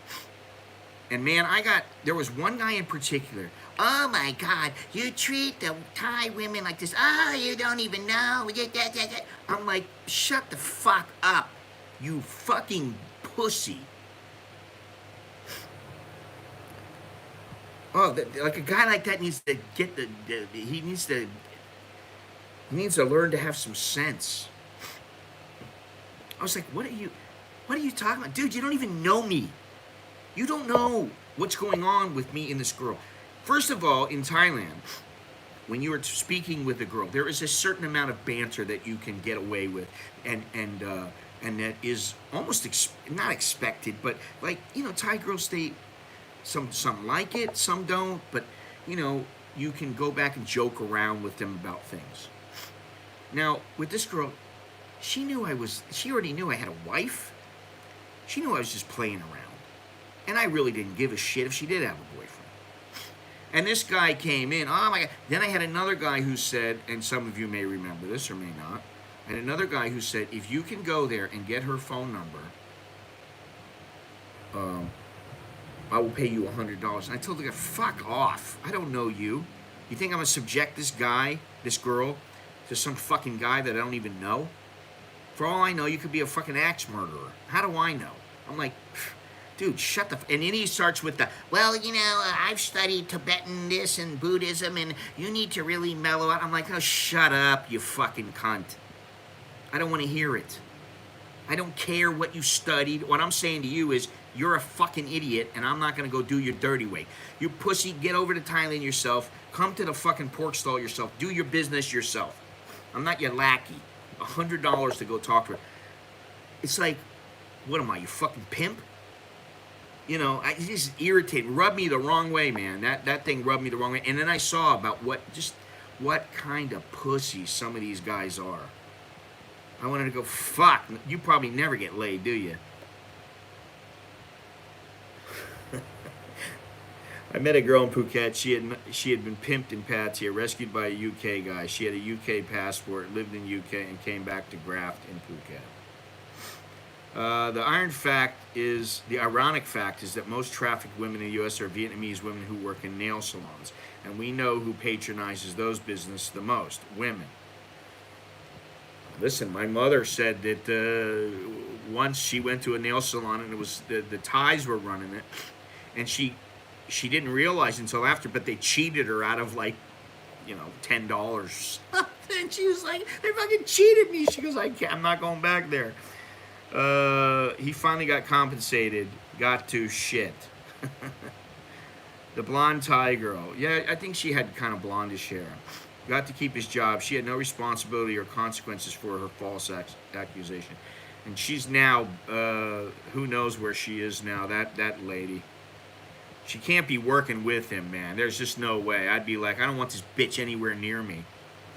White Knight, exactly. Scott's voices, yes. I've got voices in my head. Well, when I hear of some guy like that, when the guy was writing me, I just thought, what the fuck, man? And there was another guy a long time ago that was like, I met this girl online. She seems like such a nice girl. I really want to meet her. And I'm like, you never met her? No, I never met her. I'm like, well, then meet her. I'm like, meet up with her and, see if there's anything going on, and, keep a hotel, or, just make sure you got money for a hotel in case things don't work out. And, don't push it, just take it easy. You may not be banging her in her parents' house on the first night, get real. And the guy was just adamant that I meet with him and with her and and take her through the vetting process. And I'm like, dude, if you gotta go through a vetting process with somebody like me, then don't be with her. Just don't be with her. You're wasting your time. If you can't tell, nothing's going to satisfy you, I mean, I may be a bit of a prick, but, like, why would I be a prick to some woman that, like, maybe just met this guy, and who knows? For, short term, she might be a wonderful woman, but long term, she might be like, hey, this guy's going to build me a house, he's going to buy me a car, a couple of cars, he's going to make sure that mama has got her health insurance, and that, Hello, Mr. Jim. And then I asked her, do you feel all right? I said, my darling, you look wonderful tonight. I mean, really, those are just sweet words that open the door. Open the magic triangle.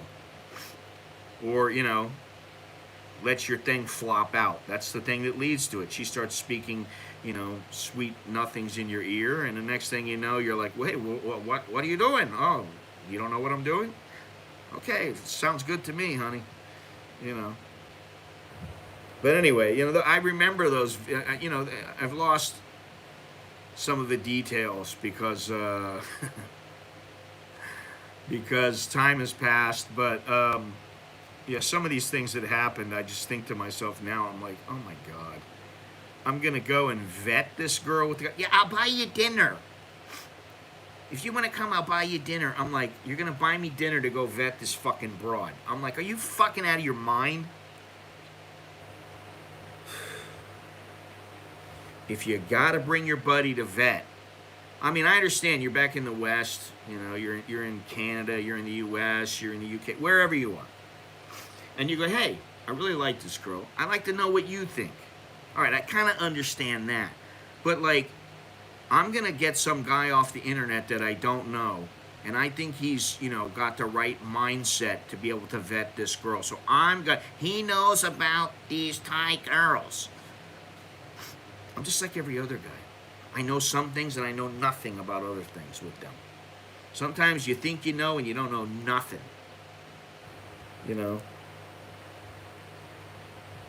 I'm in Doolin. What? Dublin. You're in Dublin. Yeah, I don't want to be a wingman. It's every man for himself. If to me, there's no such thing as the wingman. Nah, we're not bashing the Thai girls at all. What are you talking about? If anything, we're bashing the chowderheads and we're bashing Western women more. Yeah, you're in Dublin, Ireland, and I don't know how the women there in Dublin. Do you have an Irish girlfriend? Or have you abstained because you are... I thought you had a Thai. I thought you had a Thai girl.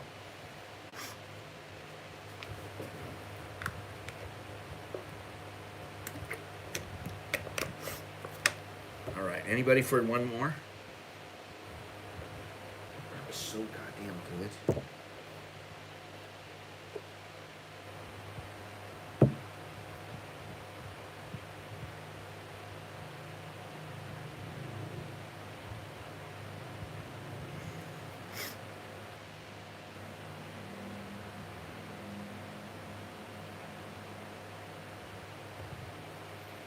Look at that. Can't see it on the screen. She's from Royette. Okay. Wild out, ball. Let's see. There's a lag. One more good start to the day. I think my wife might think otherwise, but I won't tell her. Hopefully, she won't be able to smell it on me. She's sleeping beside me. Well, that's good. As they should be. I want to see how this looks. There we go. Oh. Well.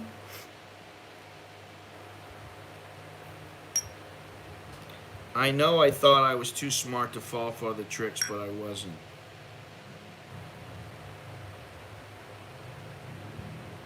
Well, that's the first step, I guess. Oh, and you know what? Well, the Pogues they're not really Irish, are they? I forget what they are. Or are they?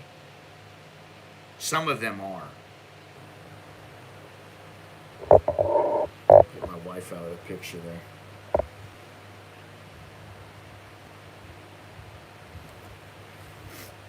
It's too bad they're not still together. And this shirt, I got this shirt.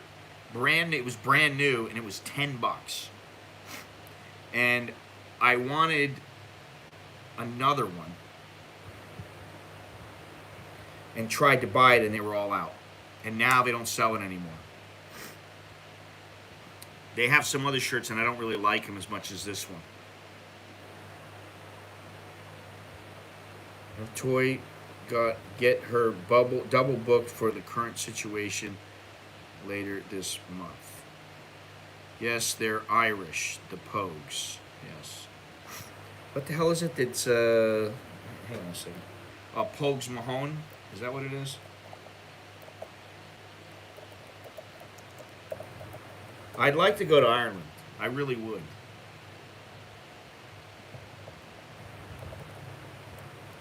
That is one place that I want to go before, I meet my demise.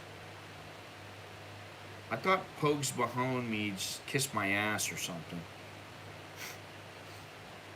Ah, Pogue Mahone, meaning kiss my arse. Irish Gaelic, Pogue Mod Doin, meaning kiss my ass.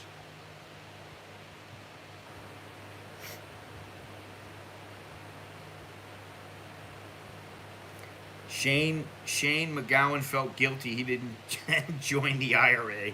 Oh man. That guy, did you see the special where he had his teeth done?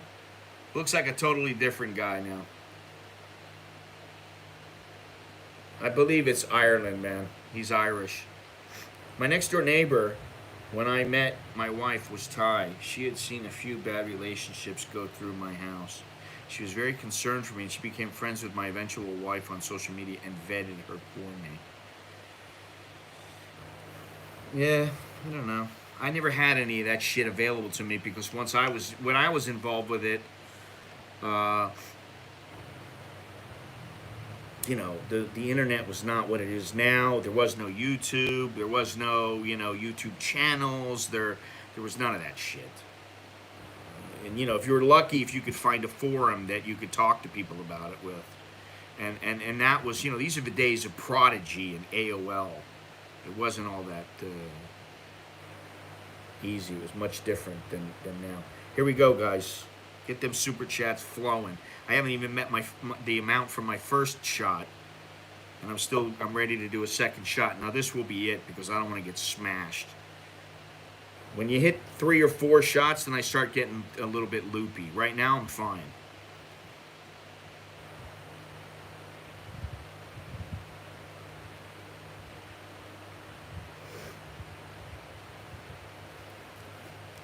Need a little water. This is the thing about good tequila. Good tequila, you don't need salt and lime. You do not need it. The reason you would need it is because it's bad tequila and it tastes like shit. Good tequila is smooth. It's very smooth and it goes down easy. And this is not the smoothest of smooth tequilas, which Casa Noble was the probably the smoothest tequila I've ever had. It does not taste like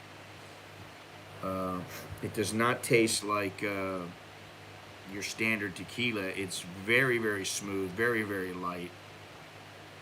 Give me a shot of the night. Can just sip it. I don't want to just sip it. Sipping it is like. Now the Casa Noble, maybe this, yeah.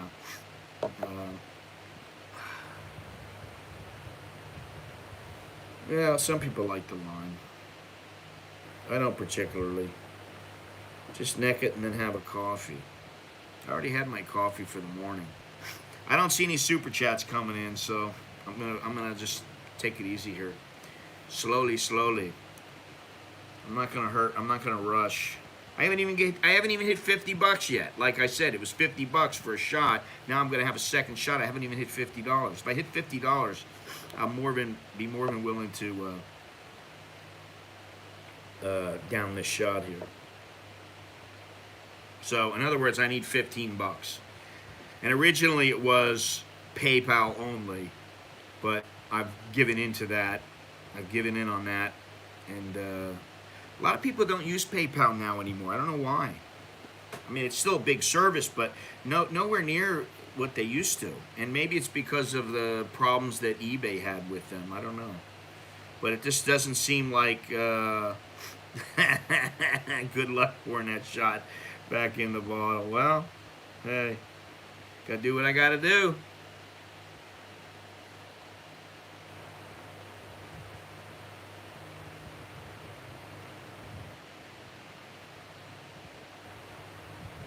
Do the Pogues still tour? No, they do not. We're friends as long as we don't tour together. They're done. It's sad. You know, they have the song Summer in Siam. Quite a good song. You sent 5 on PayPal. Okay, let me see here. I got... Okay, thank you very much. I'm done. I'm ready.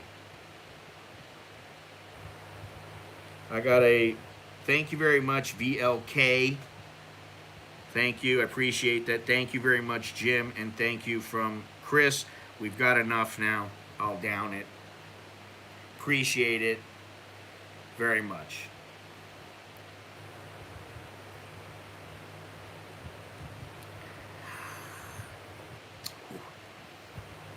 That's the way. I like it.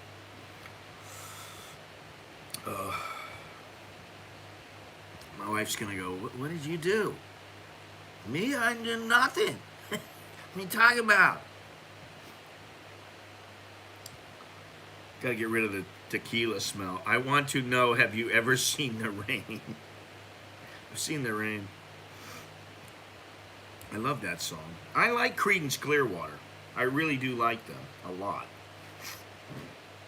I like Fortunate Son. That's probably the song that I like the most.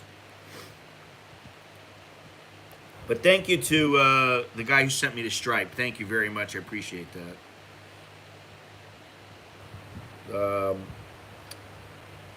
So that was a good shot. Now let's get to the gimbal and take a walk to find some post-tequila food. Post-tequila food, I'm not, you know, I think I'm gonna make an egg this morning, or 2 eggs. I'm gonna make an omelet, and the omelet is gonna be red onion, garlic, some fish sauce, and 2 eggs. That's my omelet. That's my breakfast. The first video I watched was when you moved your son in. I was worried about you. Worried about me? Why? Why were you worried about me? No reason to be worried about me. But I'm curious to know why. Worried about me?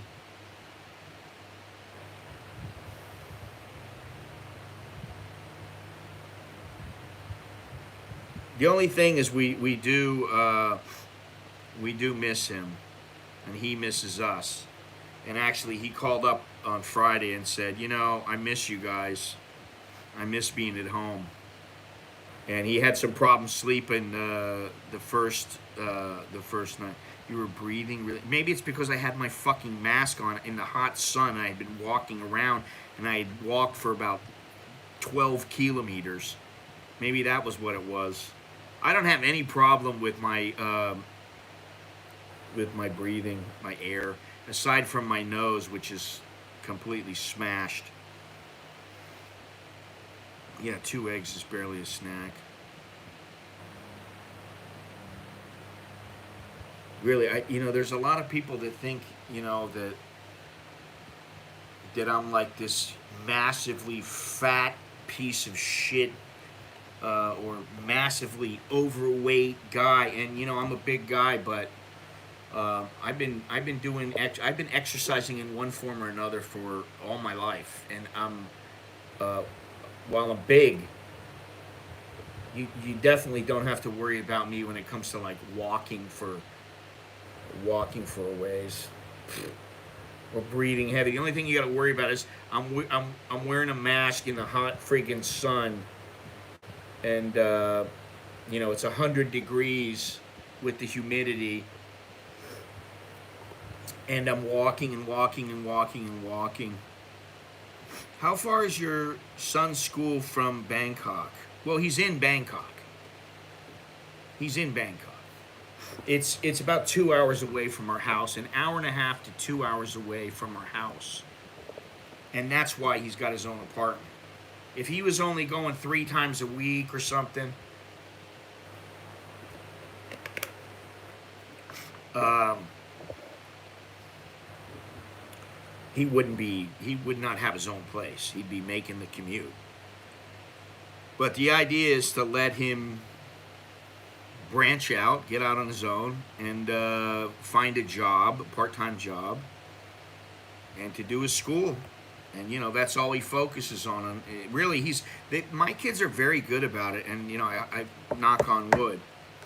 But like Alex, man, I mean, you don't know, man. I mean, I knock on the door, and he's involved in a conversation with his teacher or something like that, because he goes back to school tomorrow. He actually goes to school starting tomorrow. But he gets involved in a conversation with his teacher, and I knock on his door. Man, he opens the door. What? He's like, what? What is it? I'm like, what are you doing?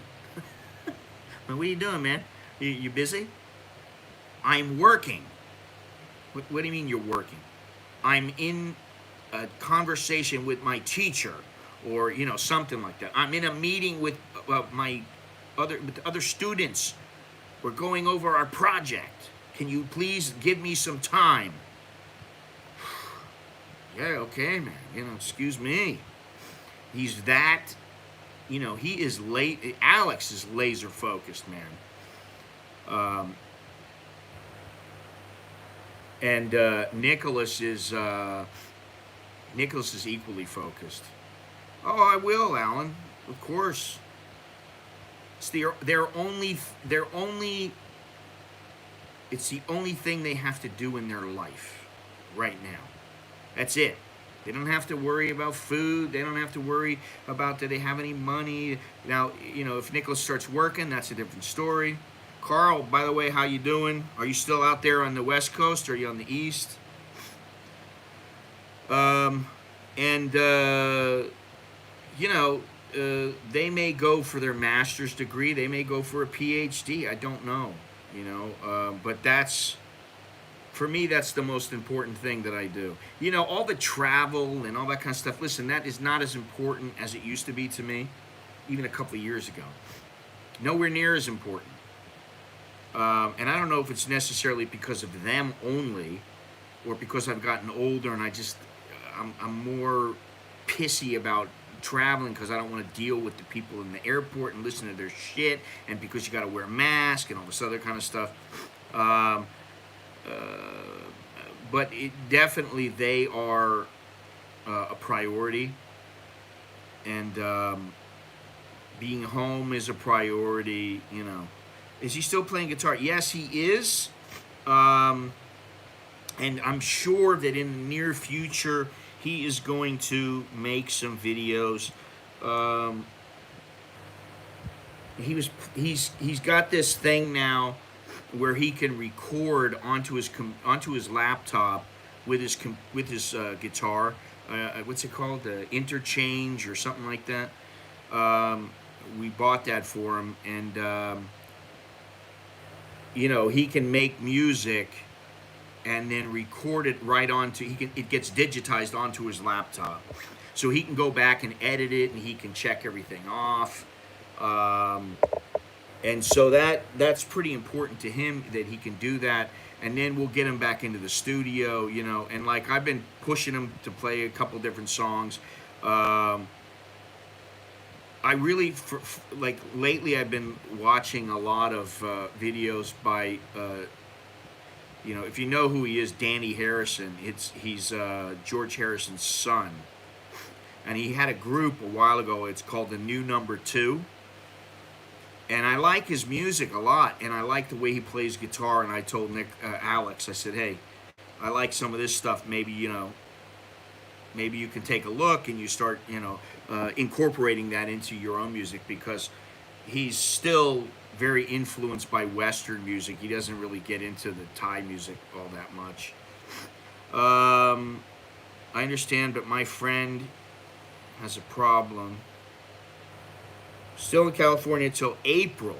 Huh. And then you're going back to New York. His problems are real.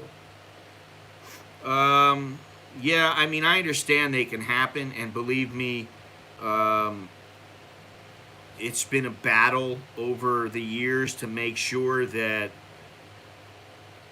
well, I mean, I think of them first, and I think you have to think of that. And I think of, as much as I say, hey, uh, the wife is not the boss, and blah blah blah, all those kind of things.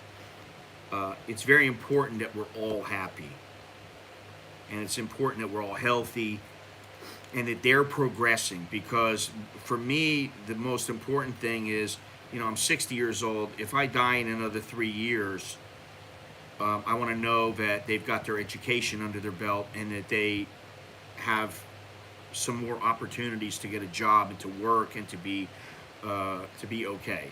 So that's the most important thing. What I want, all the travel, the kayaking, the climbing on the side of a mountain, all that kind of stuff. Um, it's important, but it's not the most important thing. And like I've said before, the YouTube's not going to go on forever. I give it another 3, 4 years at the most. At the most, 3 or 4 years, and that'll be it. I'll be done. If I do anything, it'll be just because I feel like doing something. It won't be like I feel like I got to keep momentum going, which is kind of how I feel now. You have a good situation. I like to think about it. That I like to think we have a good situation. What I like to think, Alan, is that Andy and I were talking about this yesterday, is there are always people out there who are far worse off than you are. And when I start feeling shitty and start feeling really negative, for me it means I need to sleep, and it also means I need to think about just how bad some of the people that I've photographed over the years, how bad they have it, and how they manage to at least outwardly seem happy. And so that tends to, and also I call my parents, and then it kind of rights the ship, if you will. A little off topic, but were you a boxer in your days? I did box. I did fight in kickboxing and in Muay Thai. But I was always under the impression that if I turned pro in boxing, which I thought about, I was about 21 years old, and I got in the ring with a guy who was this big, tall, skinny Mexican guy who was a pro. He had like 11 fights or something. And I had no fights and really hadn't even fought amateur, but I was tough and I was fit, and I got in with him, and we went a couple of rounds. In like the fourth round, he broke my nose. And I kept going. I was bleeding all over. And I was like, fuck that, let me keep going. And they were like, no. That's not how it works, dude. You're bleeding all over the place.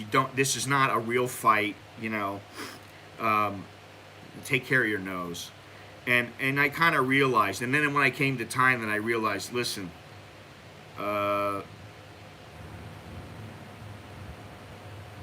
better off using my wits than my hands, because it's a rough business, and I didn't have to do it.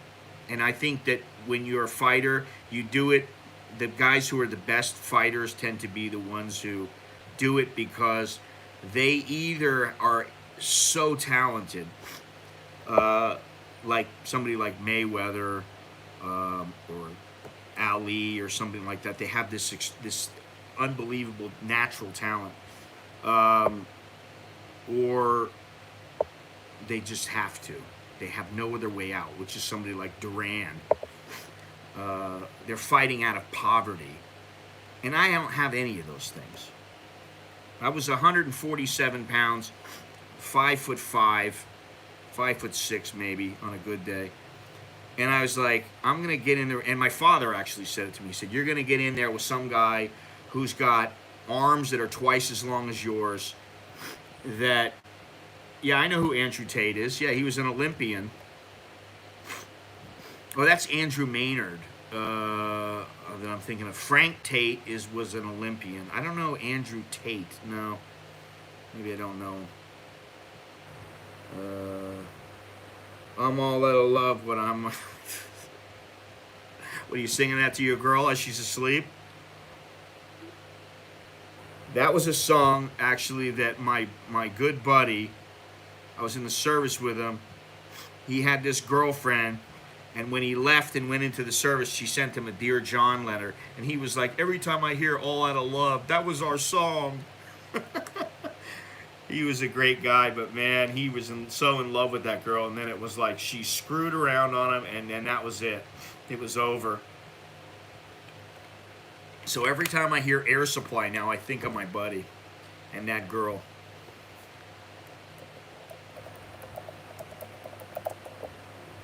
Let me see something here. Oh, Andrew Tate. Okay. Yeah, this was a little bit years active, 2000 to 2020. ISKA. I was, when I first got into the whole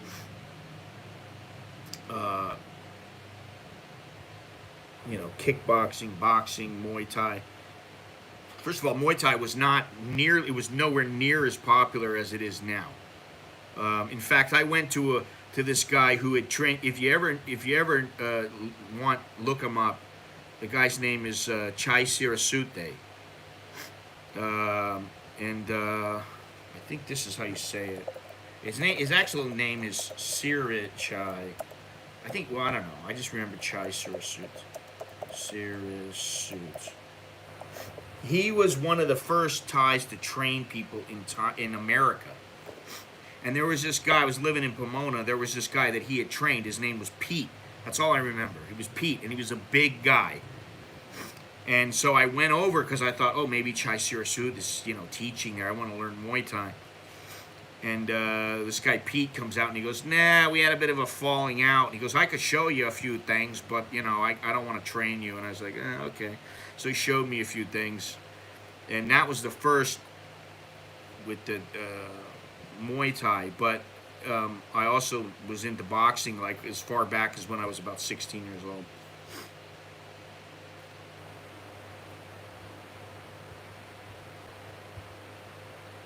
But if you ever watch some of these Thai guys, and I have friends who were not there, I worked with and they were fighters and now they're trainers. And I mean, like, these guys, some of them, like, you wouldn't, it's like you watch them and you go, holy shit. If you ate some of these kicks, it's, you don't want to get kicked with them. And I think that a lot of people think, like with UFC, oh, I could take that guy, and they used to have that bully beatdown on MTV, which was a bit, it was a bit of a show, but 99.9% of the time, the guy who comes in and doesn't know shit is going to get the holy crap beat out of him by some UFC fighter. If he's lucky, he'll land a couple of punches or a punch, But these guys kick so damn hard. And back when I was involved with Muay Thai, it was still you get the Muay Thai oil, the yellow liniment, and you'd put it on your legs and rub yourself down. It had a smell to it, and it still does, obviously. It's the same thing. And we used to get a bottle or like a bamboo stick and roll our shins because we believed that, and hit our shins because we believed that built our shins up to be able to kick other fighters in the legs. That was the big thing back then, the leg kicks, and it still is. So, anyway, that was a long time ago, but I was really into it. And then once I got involved in the boxing and I saw about some of the business side of it, I was like,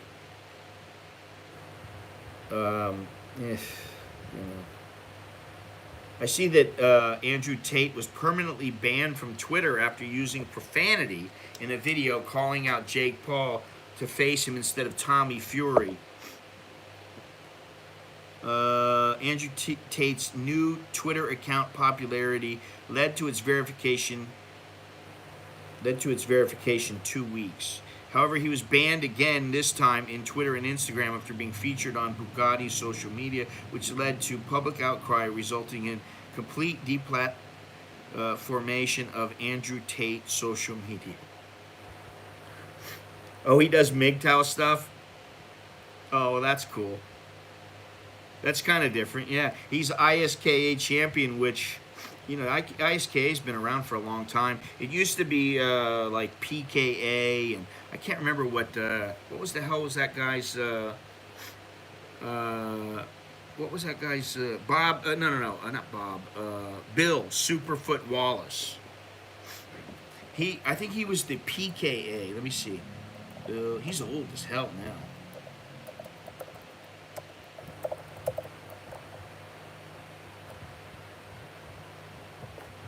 Yeah, he hasn't been active in like 30 years. He's 76 years old. He's old, man. Yeah, he was PKA World Full Contact Champion. He was quite a good fighter, and actually, he taught this girl that I used to spar, who was an Olympic gold medalist. This is like way back. Let me see here.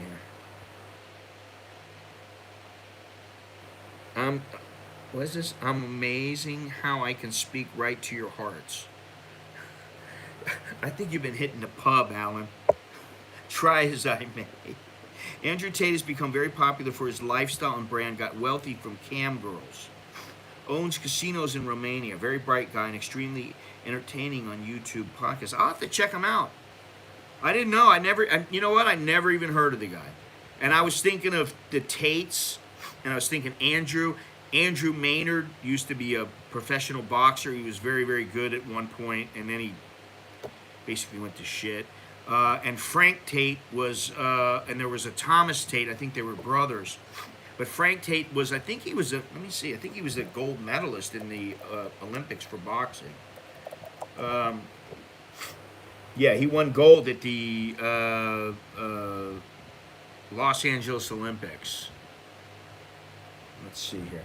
Holy shit, man! He had a great record in boxing. He was 41-5 with 24 knockouts.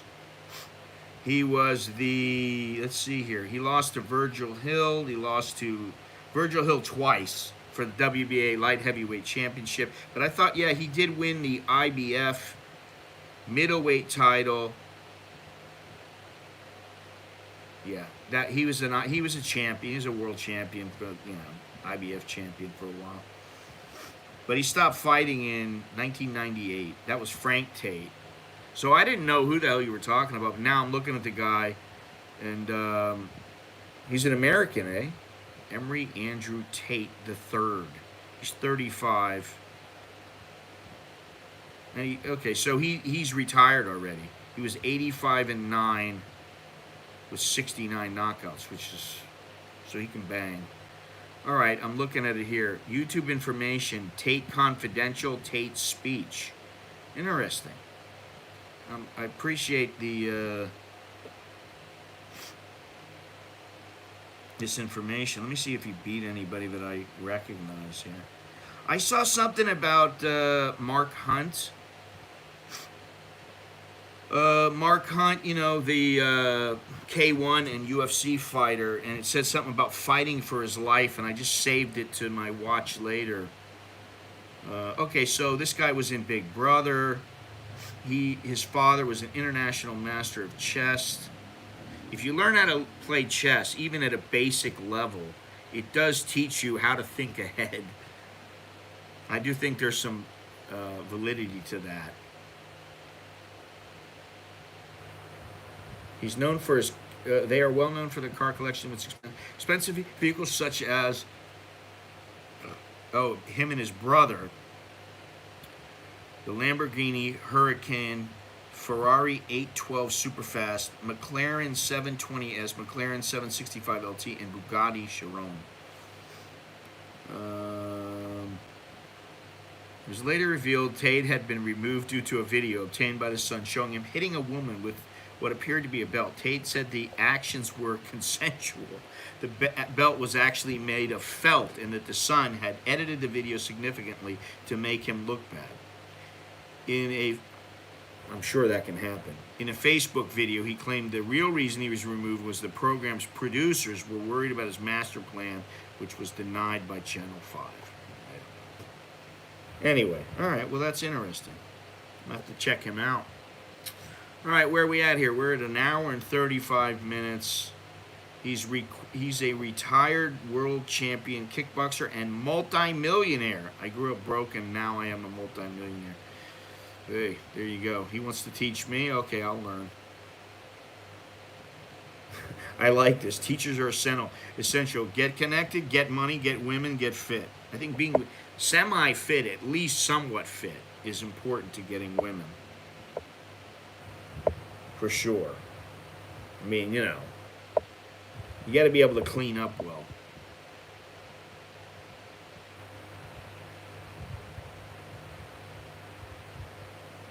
All right, interesting. Very interesting. I'm looking at his channel right now. This is pretty interesting. I don't know how many subscribers he's got, but anyway.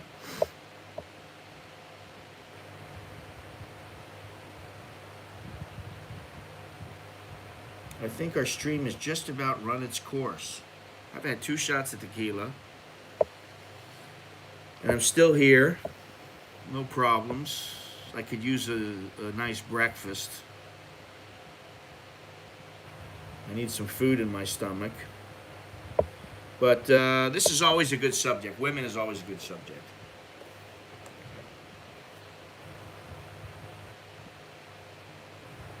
You don't always have to have one permanently. She doesn't always have to be there. You don't have to live with one. But, listen, if you're a guy, a man has his needs, you know. So, there we go. I appreciate all the support. Appreciate the banter. And I would appreciate it if you guys would leave a thumbs up before signing out here. Click subscribe and all that good stuff, and then check the description down below. I would very much appreciate either you become a Patreon patron or you become a member of my channel for as little as $1.99. Man, I don't know how that's not even a cup of coffee here in Thailand now. I guess if you buy from Cafe Amazon it is, but if you're getting from somewhere like a boutique place or Starbucks or something like that, that's not even a cup of coffee. And in America, forget about it.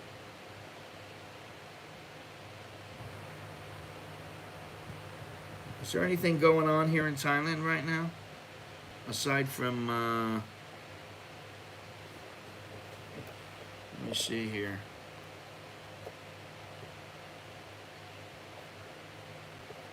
Let's see if I can find out real quick. If there's any breaking news. Spy cams found in women's bathrooms at Australian Embassy in Bangkok. Wow. So, I wonder if somebody. All right, so now here it is. Yeah, I just saw this right here. Now that's pretty interesting. But PayPal shuts down in Thailand on March 7th.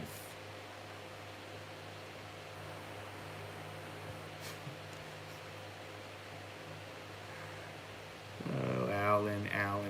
PayPal, a popular online payment service, announced that it is. March 7th, consumers in Thailand will no longer be able to use their PayPal wallet to shop online or make and receive payments. That's not what it said.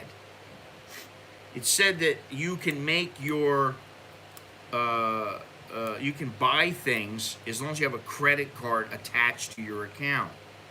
They will be able to withdraw any balance in their PayPal wallet to their bank account. Consumers in Thailand will be able to make payments using a debit or credit card to merchants which offer the guest checkout function. New account registration for consumers will not be available until further notice. It's really confusing about this. Existing PayPal accounts registered to freelancers, casual sellers, and entrepreneurs will have limited functionality except to make bank withdrawals. New account registration for freelancers or casual sellers will not be available until further notice. For many months, we have been working diligently on the relaunch of PayPal in Thailand.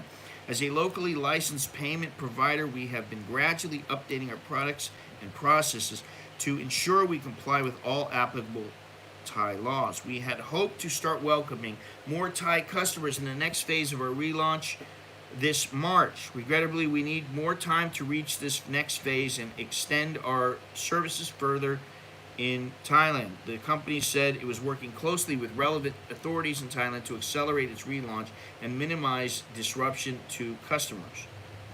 PayPal is apparently mired in the confusion sparked by Thailand's moves to overhaul its regulatory framework to accelerate its financial technology and turn it into a digital economy. In other words, to operate here, PayPal must adhere to Thai law, especially its anti-money laundering and tax legislation. Now, I gotta say, I've been looking into this all morning. And let's see if I can find this out here. And that kind of sucks, to be honest.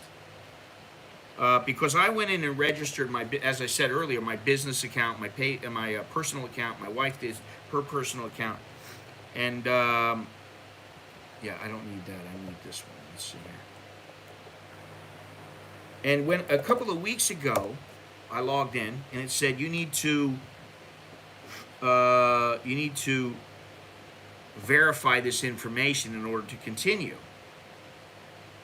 I said, oh, okay, no problem. And let's see here. I verified all the information. And I thought, okay, now I'm good to go. I guess everything's good. But no, you're not good. You still need to register a business in Thailand to be able to use PayPal. Apparently, it's very confusing, their verbiage. Although I do think that, originally I thought because I verified all this information, I'm good to go. I got a business account. I've already done all the verifications. So I'm still not sure.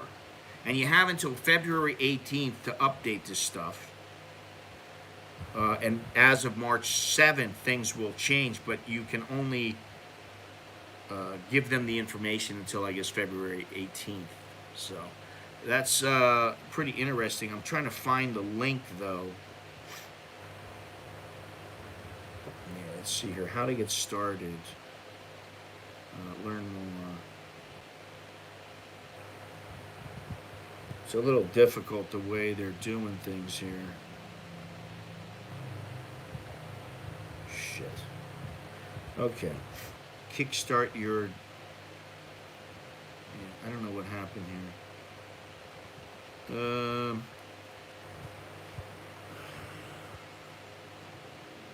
Yeah, their fees are even higher now than they used to be. They've gone up. It used to be like 2.9%. Now it's 3.4 and 3.9%. So that's a bit too much, but whatever. What is this, Mr. Allen? I am AKL. Don't go, please. Another 10 minutes. I think I've been on for 10 minutes already. Yes, Scott, please chill. 10 minutes. Visa, fantastic. I got things to do, man, really. Espresso in the morning to mornings with Malin to the Skewed View. I like that title better than any of those. The Skewed View.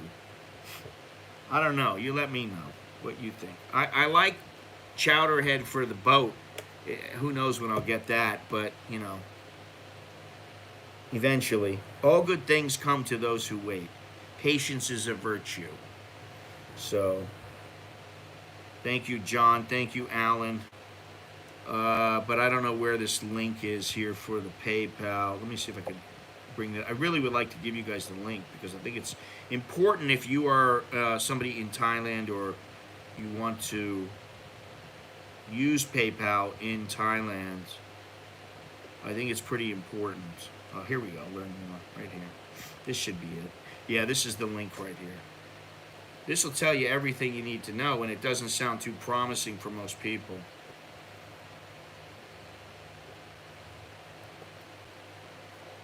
There you go. There is the PayPal link.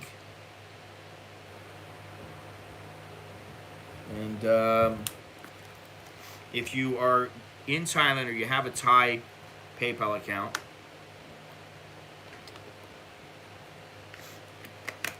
in order to continue using PayPal, you're going to need to abide by their guidelines, and you're going to need to qualify.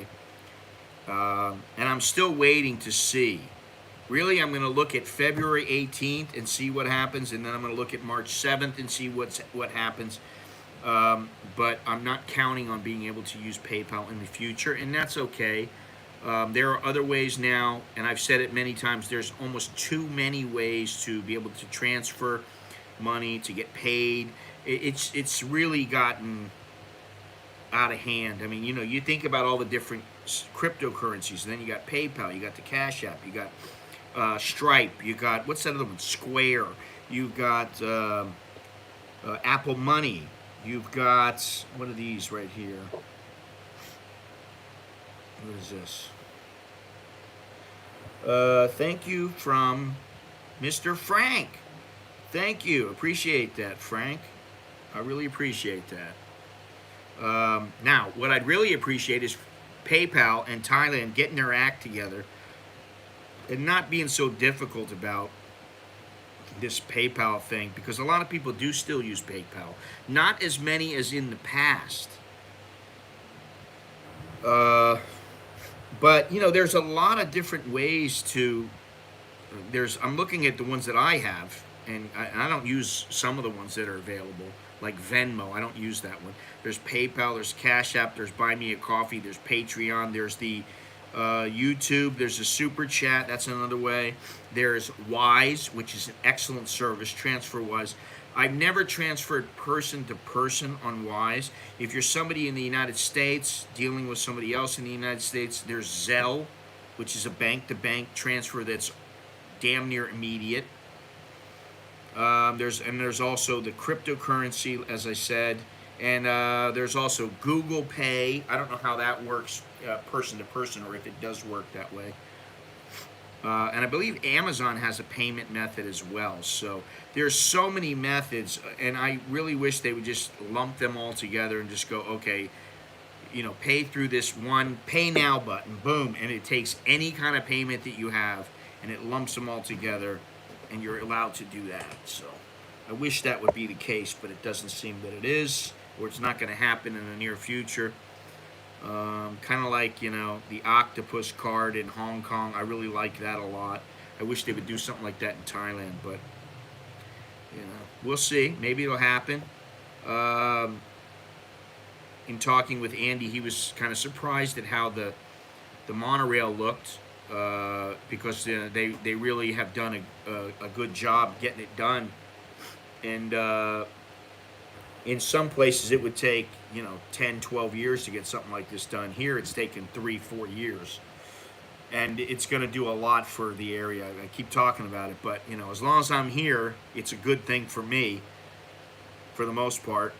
So you give all that power to one entity and they will ban you at will, just as they did to the Canadian truckers. Yeah, I guess you got a point there. You got to keep your options open. I'm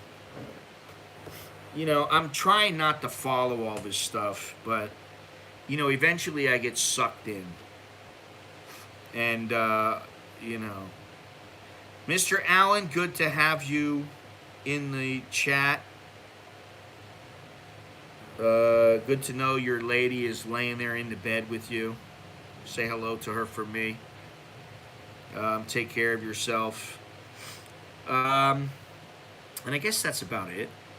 We're at 2.5 hours, which is a half an hour more than I really want to go. But, sometimes things happen and time flies when you're having fun. We could talk about women over and over and over again. That subject would probably never get old. Maybe I should start looking into that more. Maybe my channel will grow faster. I don't know. But, quite frankly, I get sick of talking about women. Not that I want to talk about men, but, there are other things in life, so. Anyway, my Thai wife still mouth open. She's snoring or she's sleeping with her mouth open. Time for some joke with pork. Yum. Yeah, actually, I could go for some joke. That would be good. Maybe I can send one of my boys down to go get some. Either that or it's some noodles. Yeah, we haven't talked about it today, Jim, and that's a good thing. I may do a video or a stream that has to do with toilets and their background and how they've changed and how countries have different toilets. I was thinking about that because that might go over pretty well. So I've been thinking about that a lot. You know, eventually things happen, but just I got a lot of things going on, believe it or not, and I only have a limited amount of energy. You know, I can only function from about 4 o'clock in the morning to about 8 o'clock at night, and then I'm like, all right, let me just lay here and I want to relax and watch some TV or something and fall asleep. That's how it works with me. So, urinals in Thailand are open to public view. Well, there are urinals where you can close the door behind you. And actually, urinals in Thailand, there are usually dividers in between you. So, that's a shitty comment. Fortunately, for some people, they have the dividers if you want to go in and take a piss or a dump. You know, there are doors, and you can go in and close the door behind you and have a little bit of privacy, which I think is a nice thing. Sometimes the toilet sometimes is the only getaway for many people. It's their method of escaping for a few moments from their job, from their boss, for whatever. Thai wife is snoozing. Okay, I got you. Anytime if my wife starts snoring, I record it, and then I go, "Listen to you. This is you." I work out at a lot at the gym, but the first squat I ever did was over an Asian toilet. Oh, yeah, okay. Yeah, you got a recorder on your phone, and that way you wake her up and you go, listen to it. You hear yourself, you're snoring. That's what you do. And then afterwards, like, no, I don't snore. Yes, you do. Here you go, honey. Boom, you push the button and you show them. Or you let them hear it, you know. Squat toilets are great, but as you get older and your knees and your hips get worse, I can tell you that, you know, they get a little bit harder to use them. You know, you said that before, John, and let me tell you something. I had the glasses. I had no knowledge that he had these glasses, and quite frankly, it doesn't really matter to me. He now vlogs from his basement in Cleveland, as is the case with many guys. They comment from their basement. PTT restrooms have the urinals on the back. Oh, okay. Well, yeah, some of them, you know, like at the gas stations, you go out and there's like this, like the urinals out there. I mean, big deal. It doesn't bother me at all. I don't remember seeing anything like that, Jim.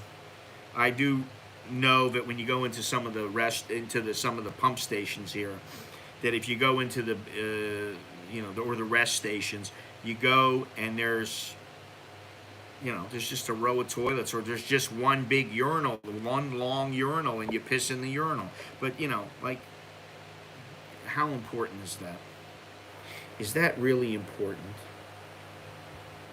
No, it's not.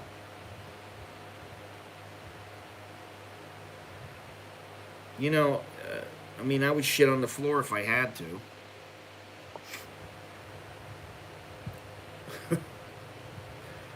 Hey, Mr. Steven. What's happening? I used a urinal on Koh Phi Phi and was able to watch the fire show on the beach while they watched me piss. Listen, I've taken a piss on the side of the road and been able to watch airplanes take off. I mean, I think when it comes to pissing, you can piss anywhere. You just don't want to piss in your meal, and you don't want to piss in the corner of your house or on your bed. But you can pretty much piss anywhere. L-I out if live. I don't understand.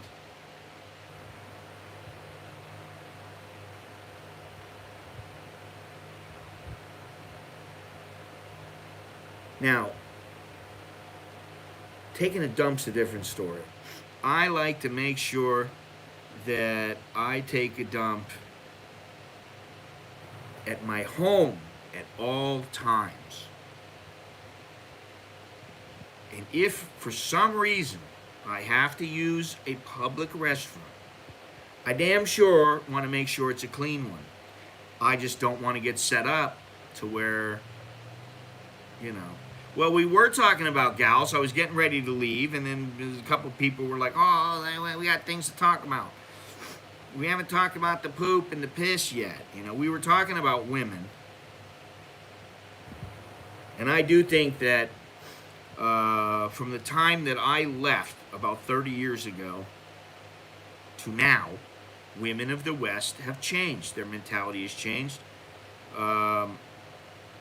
And I believe that the internet and social media has caused quite a few problems.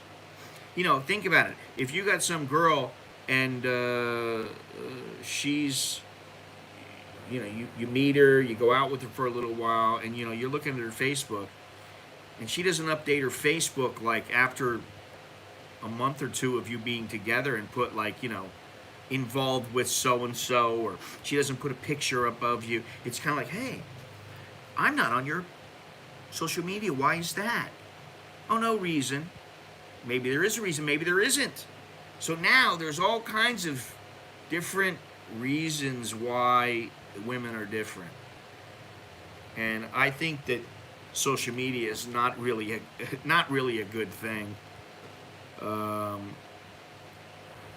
Yeah, I've never thought social media is good. You know, listen, YouTube has been good for me.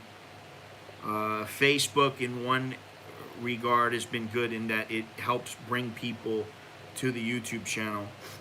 But other than that, like I could do without Instagram now. I could do without Twitter. I could do without all those fucking things. You mean the 6'6" Andy? Andy's like my height. I'm like expecting this guy who's 6'6" to come walking up. And then Andy walks up and I'm like, you know, I don't know, did he send you the picture of me and him? We're sitting at Starbucks. Seems to be enjoying it quite a bit. Aren't there levels of women that fall into different categories depending on wealth, education, status? Yes, which is why I really hate to hoodwink or lump all the women into one group, no matter where they're from. I mean, listen, if you want, you could say, oh, all Isan women are bad. No, they're not. They're not all bad. All Thai women are horse. No, they're not. All Western women are shit. No, they're not. It really depends on the specific person. But I think that a lot of people now in the West, a lot of men in the West, have this mentality that maybe the grass is greener on the other side. You know. I didn't even know about that, John. I really don't give a shit about Facebook, or if they went under, I really wouldn't care. It would not bother me that much if Facebook went under. If Facebook goes under, Instagram may go under. Well, he did, because I actually told him. I said, I thought you were 6'6". And my wife, you know, my wife is also always concerned when I go meet somebody new. And, you know, in her mind, she's like, she knows me, and she's like, you think this guy's going to try to kill you? I'm like, you know, I'm like, well, it could happen, but I don't think so, you know. And so then I took a photo, or he took a photo. Actually, Beer took the photo of him and I sitting there. And then I sent the photo to her, and she said, he's old. He's not going to kill you. I was like, where does this come from? Yeah, life was fine with rotary phones and no... Well, think about something. What did you do back in the day when you couldn't just message somebody? I will say this, that having the Google Maps has been a big thing where you can just look that up, or if you just search like in the area of where you are, hey, where's a coffee shop? That's very convenient. There are some things that are very convenient because of it. However, maybe you just walk up to some vendor on the street and you go, hey, listen, do you know where this restaurant is? Oh yeah, that one's over there. Okay. And you wouldn't need a phone. Why do you have to carry a phone? When I first came to Thailand, I didn't have a cell phone. I had one in America, and it was one of those big Motorola's. They gave me a plan, and it was like, you get to talk for like 5 hours a month or something for like, $70 or whatever it was. And the thing was huge. And I couldn't use it here. It was not a smartphone, it was a cell phone. So, things are quite a bit different here. And then I saw all these Thai girls that they started popping up with these little phones, and I'm like, wow, I'm gonna have to get one of these. And I was like, well, can I get one? How are they like, if you get one in America, they're like, you pay like $50 and you're gonna have to pay for the next year, but you get a certain amount of time and you're good to go. You don't even have to pay for the phone. No, here you got to pay for the phone. I was like, wow, minimum I'm gonna pay is about $500. Maybe $1,000. And I was like, shit, man, I'm gonna get myself a phone. I better be ready, There is perception that Isan are all a bunch of poor farmers. Most of the professional people I know there own farms that they use for a side income. Yeah, not all of them are dirt poor. If you go down in the south, I mean, they tend to be middle class, the rubber farmers. Largest drop in stock market history, 250 billion. Yeah, he seems pretty happy to me. I think today is his only stress, where it's day 5, and he's got to get tested again. That was his stress. P Racing, how you have big bags. I don't understand. Yell, are you doing the best? Alan, have you been hitting the pub? I've never used TikTok. Apparently that's the big thing now. I don't use TikTok either. I refuse because it's Chinese. I just refuse. And, like, okay, if maybe the Chinese who owned it started paying me, like, money because people were watching videos or something like that, maybe I would do it. Maybe people do earn. I don't know. But it's just one more thing that I have to do, and I'm trying to do less, not more, as I keep saying. I'm trying to do less, not more. I'm trying to be more efficient. And I really, if I can get Alex or Nicholas to help me and get somebody who like is really, really talented and like could produce like a podcast, like a vlog cast or something like that, and maybe knows about social media, and we could work something out, I'd be more than willing to give them a listen. Chucky has helped me quite a bit because he's involved in radio, but, I don't always listen to him. Back in the day, you were noticed if you had a cell phone. Most people didn't. Yeah. Wow, you got rid of your Hong Kong property, huh? Well, I guess that's a good thing. As long as you made money. My wife is beside me and from Isan. I don't think there's anything wrong with it, being from Isan. I think that, their bad rap comes from that it's a poor area and that many of the bar girls come from there, but that doesn't mean that every single person there in Isan is on the game. Now, they may be on the lookout for some guy who's going to, 4 times what I paid for it. Bastard. That's a pretty good return. Yes, the Guinness is flowing. Gee, I didn't know. I love listening to podcasts. I reckon you'd be great at it. I used to put up some stuff, and I'd like to start doing it again because quite honestly, it's another revenue stream. And also it's another way to get the word out a little bit and then maybe build up the following. The only reason I say I won't be doing this much longer is because I won't have to. But if I was doing really well at it, if I was happy with how I was doing, which right now, it's like, I wouldn't say that I'm real happy with it. I don't, I feel like, I'd rather do nothing. Hey, thanks, Steven. That's pretty good. Today I'm doing all right. I got to say that. I'm not doing bad today. So I appreciate that, everybody. And choke D to you, Steven. But yeah, I mean, it's about like building up a little bit of a following. It's not only about money or anything like that, but it is about what I could be doing. It's an opportunity cost. Like, listen, I'd rather hang out with my kids. If I got more than enough money, and in a couple of years, you know, I should be okay, then, why would I do it unless I really enjoy it and really want to be doing it and really see a payoff, and so that's why, it's very important to me, because I can be doing other things. There's other things I'd rather do. I'm not into the photography as much because I just don't have as much time. There's things that I'm doing now that take up time, and that's what it's about. It's about time and energy and managing your time versus your energy. And I know I don't want to sound like I'm all that old, because I'm not that old.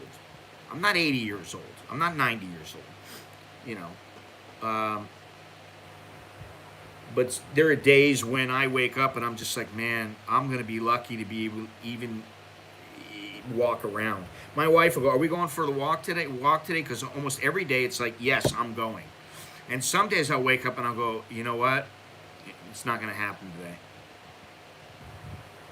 I could push myself, but I'm gonna be worse off because I push myself than if I just rested. So you got to trust yourself a little bit. Once Thailand fully opens up, we'll likely see an increase in subs. Yeah, I hope so. And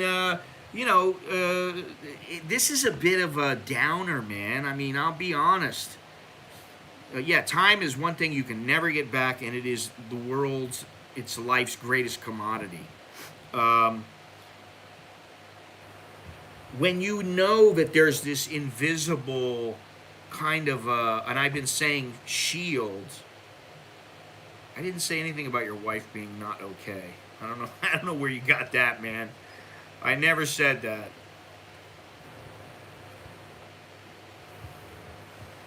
But when hey, if I'm gonna go somewhere, I might be tested. If in order to get in there, they're gonna check my vaccines and they're gonna test me. And if they find out that I'm positive, or they get a false positive, I'm gonna, have to go into quarantine. And where's my insurance gonna stand on this? Are they gonna reimburse me? I'm gonna have to pay the money out first. All that shit. And then you need to wear, even though it's not a law, you need to wear a mask when you go outside. All that, and I just go, fuck this. I'm not used to that, and I will never get used to it, and I will never get used to, oh, this is the new normal. No, it's not the new normal. This is the fucked up normal. Can girls are hip. I really dig those styles they wear, and Karat girls with the way they look. They knock me out when I'm down there. The Royette Farmer's Daughter. Yeah. Downer. Dowlow, my rendition. I used to listen to the Beach Boys a lot when I was younger, like as in teenager. Yeah, Stephen, I'm much more into spending time with the family. And, I just, when I was a little bit younger, I was like, hey, I got to go do these things. And it's for me, but it's also for the family. It's for the family, and then I get to have some fun. Now, it's a little more like, yeah, okay, I like traveling. I don't like the airport, as I said. I don't like the actual having to go through the bullshit, and it's because of the way things are nowadays and how I remember them in the past. And I'm like, why do I have to worry about, why can I never wear a belt? I can wear a belt, but I got to take it off. Hey, if I wear the wrong shoes, I'm going to have to take my shoes off. Oh, fuck that. I don't want to go through all that bullshit. I'll wear a fucking pair of flip-flops.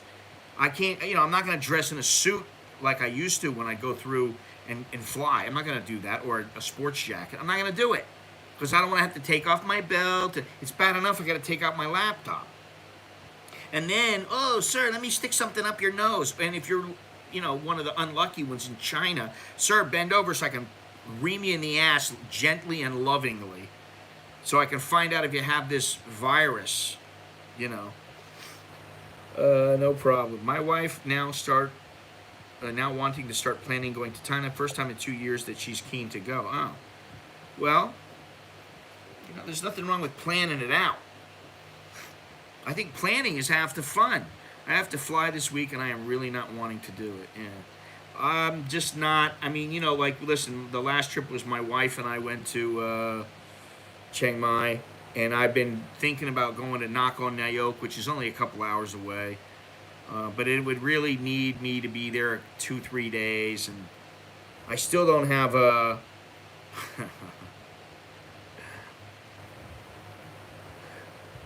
I still don't have my GoPro, which I'm not too concerned about. But there's some things that I want to do, and I like I said it in about a week. My wife is going to Phuket, and I could have went with her. I can go with her.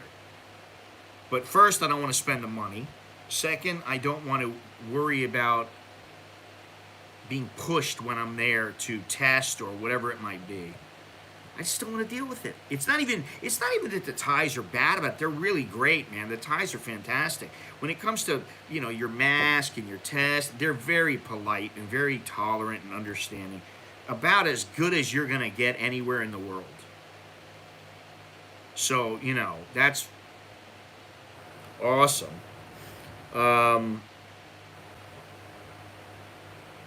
But yeah, it's just a hassle, man. You got to think about what if this happens, what if that happens, and I don't want to think about it. And that's the thing. Now I'm just like Jono. I'm in my own little bubble here. I'm in my little circle around the neighborhood, the mall and the market and all that kind of stuff. And there's things to do. And once in a while, I'll go some other places, and that's okay. But I got to get up for it now. And like you said, travel is a big issue. It's not as fun. And I know there's some people, oh man, hey, there are some people on YouTube, and they still love to travel. They may be younger, they may not be. Or maybe it's just a big front, they're just putting up the fake facade. They're putting up the facade, which I'm not going to do. I am what I am. I wear my heart on my sleeve, and if I don't particularly like traveling, I don't particularly like traveling. It's the truth. I am, what you see is what you get. And I did not like Chiang Mai airport, going in and out of there. I didn't like it. And coming from me, that's a huge statement, man, because I used to I reveled in travel. I liked, feeling like, hey, where am I going now? And looking at people watching, not only women, but just looking at people. And then, of course, there's some gorgeous women always walking around in the airports, especially international airports. It was always an experience, and now it's more like, listen, I just want to. Do I got a little camera? Is my phone gonna suffice? Do I really need the gimbal? What do I need to bring? I want to carry one little bag, And like Andy was saying yesterday, get some underwear that you can throw away. You bring your underwear, you wear them, for the week that you're there or whatever. In the garbage they go, so you don't have to carry them back. I have clothes in my other house, and I am not taking anything with me. I'm just walking on the plane and sitting down, not taking anything. Hey, man, that's the best, man. And that's another thing about, I've got a bunch of big cameras. I've got a couple of small cameras, and I'm like, half the time if I bring a camera, it's one camera. I used to bring 3 cameras and 3 or 4 lenses, and I don't want to do that anymore. It's too much. Thinking of booking business class is a treat after 2 years. I highly recommend business class. I don't hate Chiang Mai. I think there's some beautiful places there. But when the tourists come back, it might not be so good. Here we go. Look at that. Oh, come to Papa. Ooh. I've already had 2, and it's at 12 o'clock, so. I had 2 this morning. Oh, you know what I do have also? And who was telling me? I think maybe it was my friend Steve. I'm not sure. But this old bottle right here, and it is old. I don't know how many years this is. This is a coffee liqueur.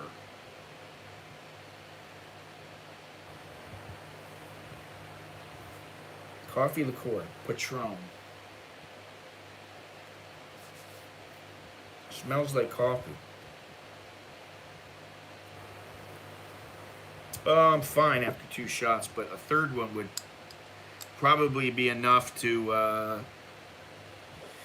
kick my ass. Yeah, we're almost at 3 hours now, which is about the limit. So, in my opinion, Chiang Mai is overrated. Well, I don't know where you've been in Chiang Mai, Jim. There are some awesome places in Chiang Mai, especially if you get out away from, like the cities. You go out towards the villages and the little places that most of the time tourists don't see them. That's what it's good for. You have to haul your wife's bag. Tell her to carry her own bags. Make sure they got wheels on the bags. This is the antifreeze right here, and I won't have any of this. No, thank you. Hornitos Cristalino, Tequila Anejo, white. Yeah, I never want to stay in the city, in the center of the city for very long. I want to get out of there. I want to go, and we did. We were very good about it. Well, my wife was. She was the one who pushed me. Because I was there, and it was like we went one day, and I'm like, all right, well, listen, let's just relax today and like not do much. We'll just go down, get something to eat, come back to the room, hang out, And then she's like, no, we don't ever get to travel together very often anymore. So let's go do something. And then by the end of the day, and one thing that I think is, if you push yourself to whatever it is, when it comes to having a good time, and you push yourself to the limit, to your limit, and you fall down into the bed and you are exhausted, that's the way to do it. It's not the way that the lazy way, which is, I've done it once in a while, but for the most part I've been good about pushing myself, but it's good to have your wife there, because if you just hang out and don't really push yourself to go out and do anything, it's kind of just laziness, My impression was that it was terribly congested and bad air quality. Terribly congested compared to what? I don't know about that. The air quality definitely can be bad there, especially during the burning season, but not always. And as far as congestion in the city, there are a few little places that sometimes can be, a bit congested. But for the most part, man, you get out a little bit from the center of the city, it's great, man. And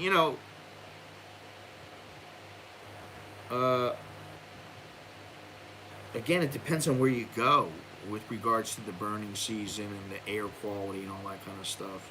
Your internet is amazing today. Yeah, well, I'm using the 4G on my iPhone, and maybe I don't know why. Since it's a Sunday morning, I would think that there would be a lot more, a lot more people online. It would be not quite as good, but it was better than yesterday. Not as congested as Bangkok, but compared to everywhere else. Well, I tell you something, Jim. I thought Hua Hin was far more congested than Chiang Mai. And Chiang Rai is, forget about it. Chiang Rai is great, man. And again, if you just go out a little bit out of the main part of the city, which there is not that bad, to me, it gets better and better. I like going out and like where the villages are. There's, there's a little shack, and you go there and you go, oh, can I get some, can I get a Gatorade, please? Or can I get some water? And they're like, yeah, okay. And then, you take a couple steps, and there's some lady selling, like, I don't know, some pork or some barbecued chicken and sticky rice or something, Was hoping to see Andy on the stream yesterday. Well, you may see Andy you'll see him in at least one video probably in the next 24 hours. And possibly two. I don't know, it depends. I need to look at the footage. But you will see him in some videos. With the streams, it was kind of like the quality was shit. I would have had to start a new stream up, and then, I hadn't met him, so it gave us some time to talk, and I didn't have to think about, being online. My former neighbor, who I mentioned, is from Matang. I could probably handle the place. Yeah. I don't know. I mean, I like it up there, but yeah, well, I mean, that's my wife, because she's heard me in the past going, I'm going to kill that motherfucker. She's heard me say, not about him, but about certain people. I'm like, what kind of guy is this, man? If he was in the real world, somebody would off his ass or something like that. She hears that kind of stuff. And she's like, oh, you'll be safe, okay? You'll be careful. And I'm like, yeah, don't worry about it, all right? I think I'll be fine. But I thought it was funny afterwards. She's like, oh, he's old like you. He's not going to do anything to you. We had a nice time, nice conversation. I'll give you a little hint about what I'm doing. I took him across the street to Happy Land Center and to the food court, and we had some food. And yeah, I think she sounds a little sweeter than that, Stephen. But I took him to get some food, and he was like, I don't really want spicy. Tell her not spicy. I told her not spicy. And then we had our little meal, and I go, you know what? Let me get some of this other stuff because I want you to test it out. So I went over and got a couple other things. So we had basically we had a bit of a feast, and that was all on camera. Then we went somewhere else, and we had a bit of an odd meal, or rather I did, for the most part. And that'll be a separate video, but he'll be on. He'll be on. He was a good sport, and it's funny because he said, your American accent is a lot more pronounced in person than online. And I was like, really? And then I showed my kid, I showed Nicholas one of the videos, and he said, oh man, he's got a really strong Australian accent. I was like, yes, he does. Hope to drop in on one of Scott's coffee shop live streams after Thailand drops all restrictions. Okay. Food looked delicious. Did it? I don't know. Did he send you a picture? Did I send you a picture? I don't know. Anyway, we had Thai food tonight. Good, but not like there. Yeah, I'm actually really hungry right now. I got the tequila buzz hunger. And I don't feel like going anywhere because I know it's going to be hot out. So I'm going to have to send one of my kids. Be like, hey, you want some lunch? Yeah, okay, well, here's some money. Go get some. go get lunch for us. Oh, man. He sent you the photos. Okay. Yeah, I remember him taking some photos while we were there.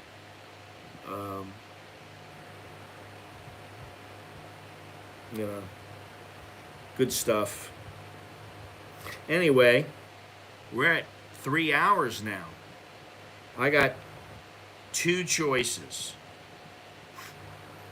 Do you use food delivery? I love Jack in the Box, but it's been years since I've used them or had them. Many years, like 35 years, 32 years, something like that. Do you use food delivery apps? Yes, we do. But I try not to because I find that I spend a lot more money.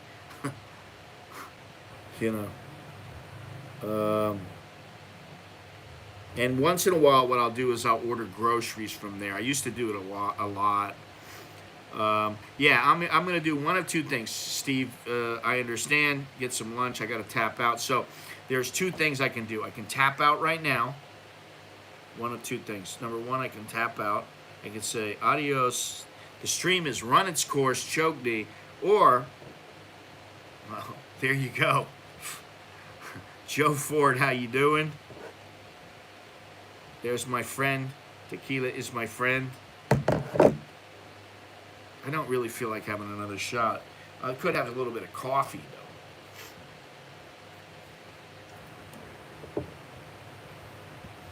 though.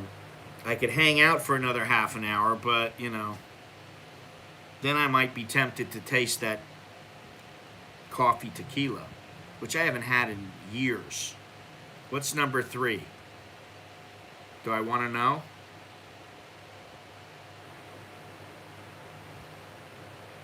Joe Ford, Choke D, thank you very much. Good morning. Actually, good afternoon now. It is 12:08 in the afternoon on Sunday, February 6th, here in Bangkok, here in Thailand, the land of smiles.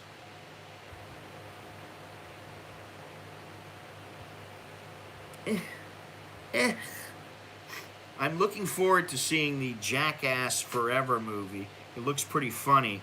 However, it's not coming out in Thailand until March.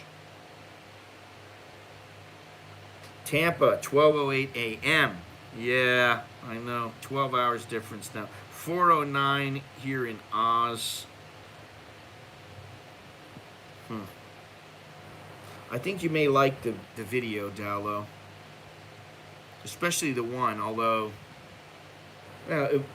both of them. They're you know, they won't be real long. They'll be like, you know, cute, kind of funny, interesting videos. At least I think.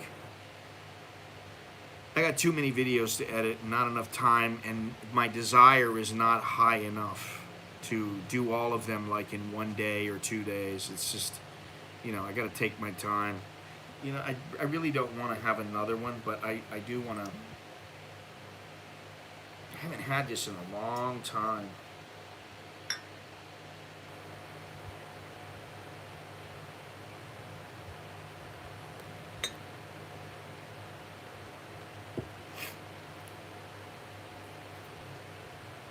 Just a little taste.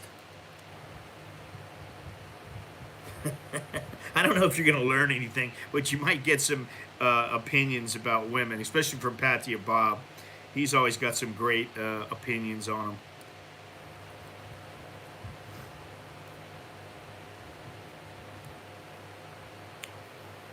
Yeah, that's good. That's really good. It's still good. The tequila is still good. It's several years old, and it's still good. Like my desire during a workout low. Listen, for you talking about that, I go out and walk, and I'm pissed off for about the first. I'm pissed off walking all the way to the park, and for the entire first lap, which is 2 kilometers at least, I'm irritated. Why am I out here at 5:30 in the morning? What am I doing? I got to be crazy. Once I get to where I'm about at a lap and a half, now I've walked about 4 kilometers, maybe 4.5 kilometers altogether. I start going, hey, I only got like another 2-3 kilometers left. I'm more than halfway done. This is not too bad. I'm almost done. Then I'm like, I get in a better mood, and the sun starts coming up. And by the time I'm done, I'm like, all right, great, I did this. You know, it's 8-10 kilometers. I'm like, oh, all right, great. But man, that first 3 kilometers or so, I'm not very happy. I'm not in a good way, you know. And, you know, it's always the same. Once you're done, you feel like you've accomplished something. Today, I've accomplished very little so far. I didn't go for a walk, and I didn't even really think I was going to stream. But I said, okay, I will. And I certainly didn't think I was going to drink any tequila. Now, This coffee tequila, I'm going to save that for another stream. That is going to be worthwhile because it does taste, it's a bit sweet. It does have the coffee flavor. I wonder if I can dump that in an espresso and it would taste good.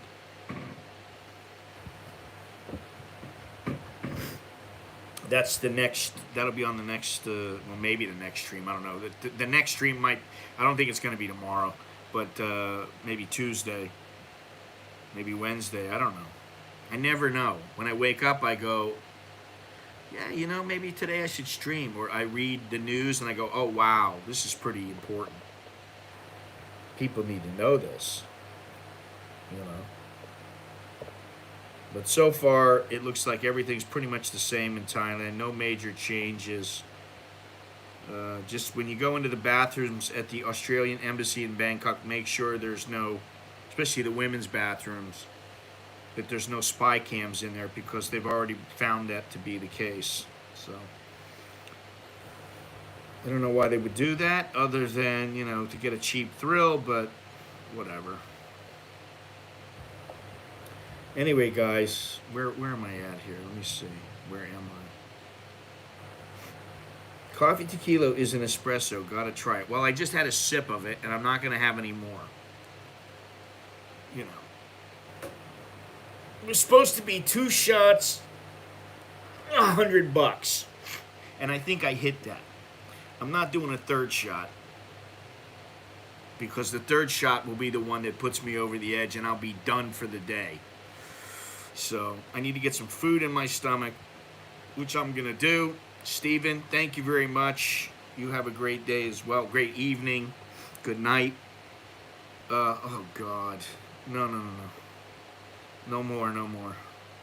You need a shot of the good stuff. What's the good stuff? This is good tequila right here.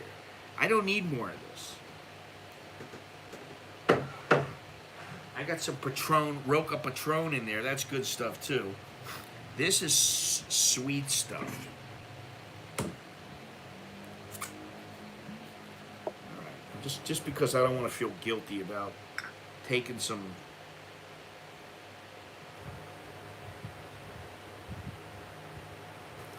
This is like cough syrup almost. I'm not going to drink that much of it.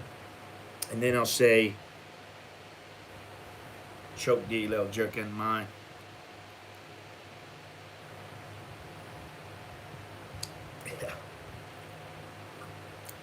Yeah, it's like cough syrup. Oof. It's good, but it's like, ugh. Shit. Anyway, guys. Yes, later. Now I'm gonna need to recharge myself with some grub, and who knows where the rest of the day will go because, you know, I don't know yet now. I don't know what everybody's doing in my house. I haven't talked to them since I woke up. So that's all I got. Thank you very much for all the support. Thank you. Thank you, Aaron, Choke D. Thank you to all you guys for watching and for this, like I said, the support. Appreciate that. Remember to click thumbs up, and I'll see you when I see you. Till next time, choke D, Lel Jerk and Mai. That's good luck, and see you later. There we go.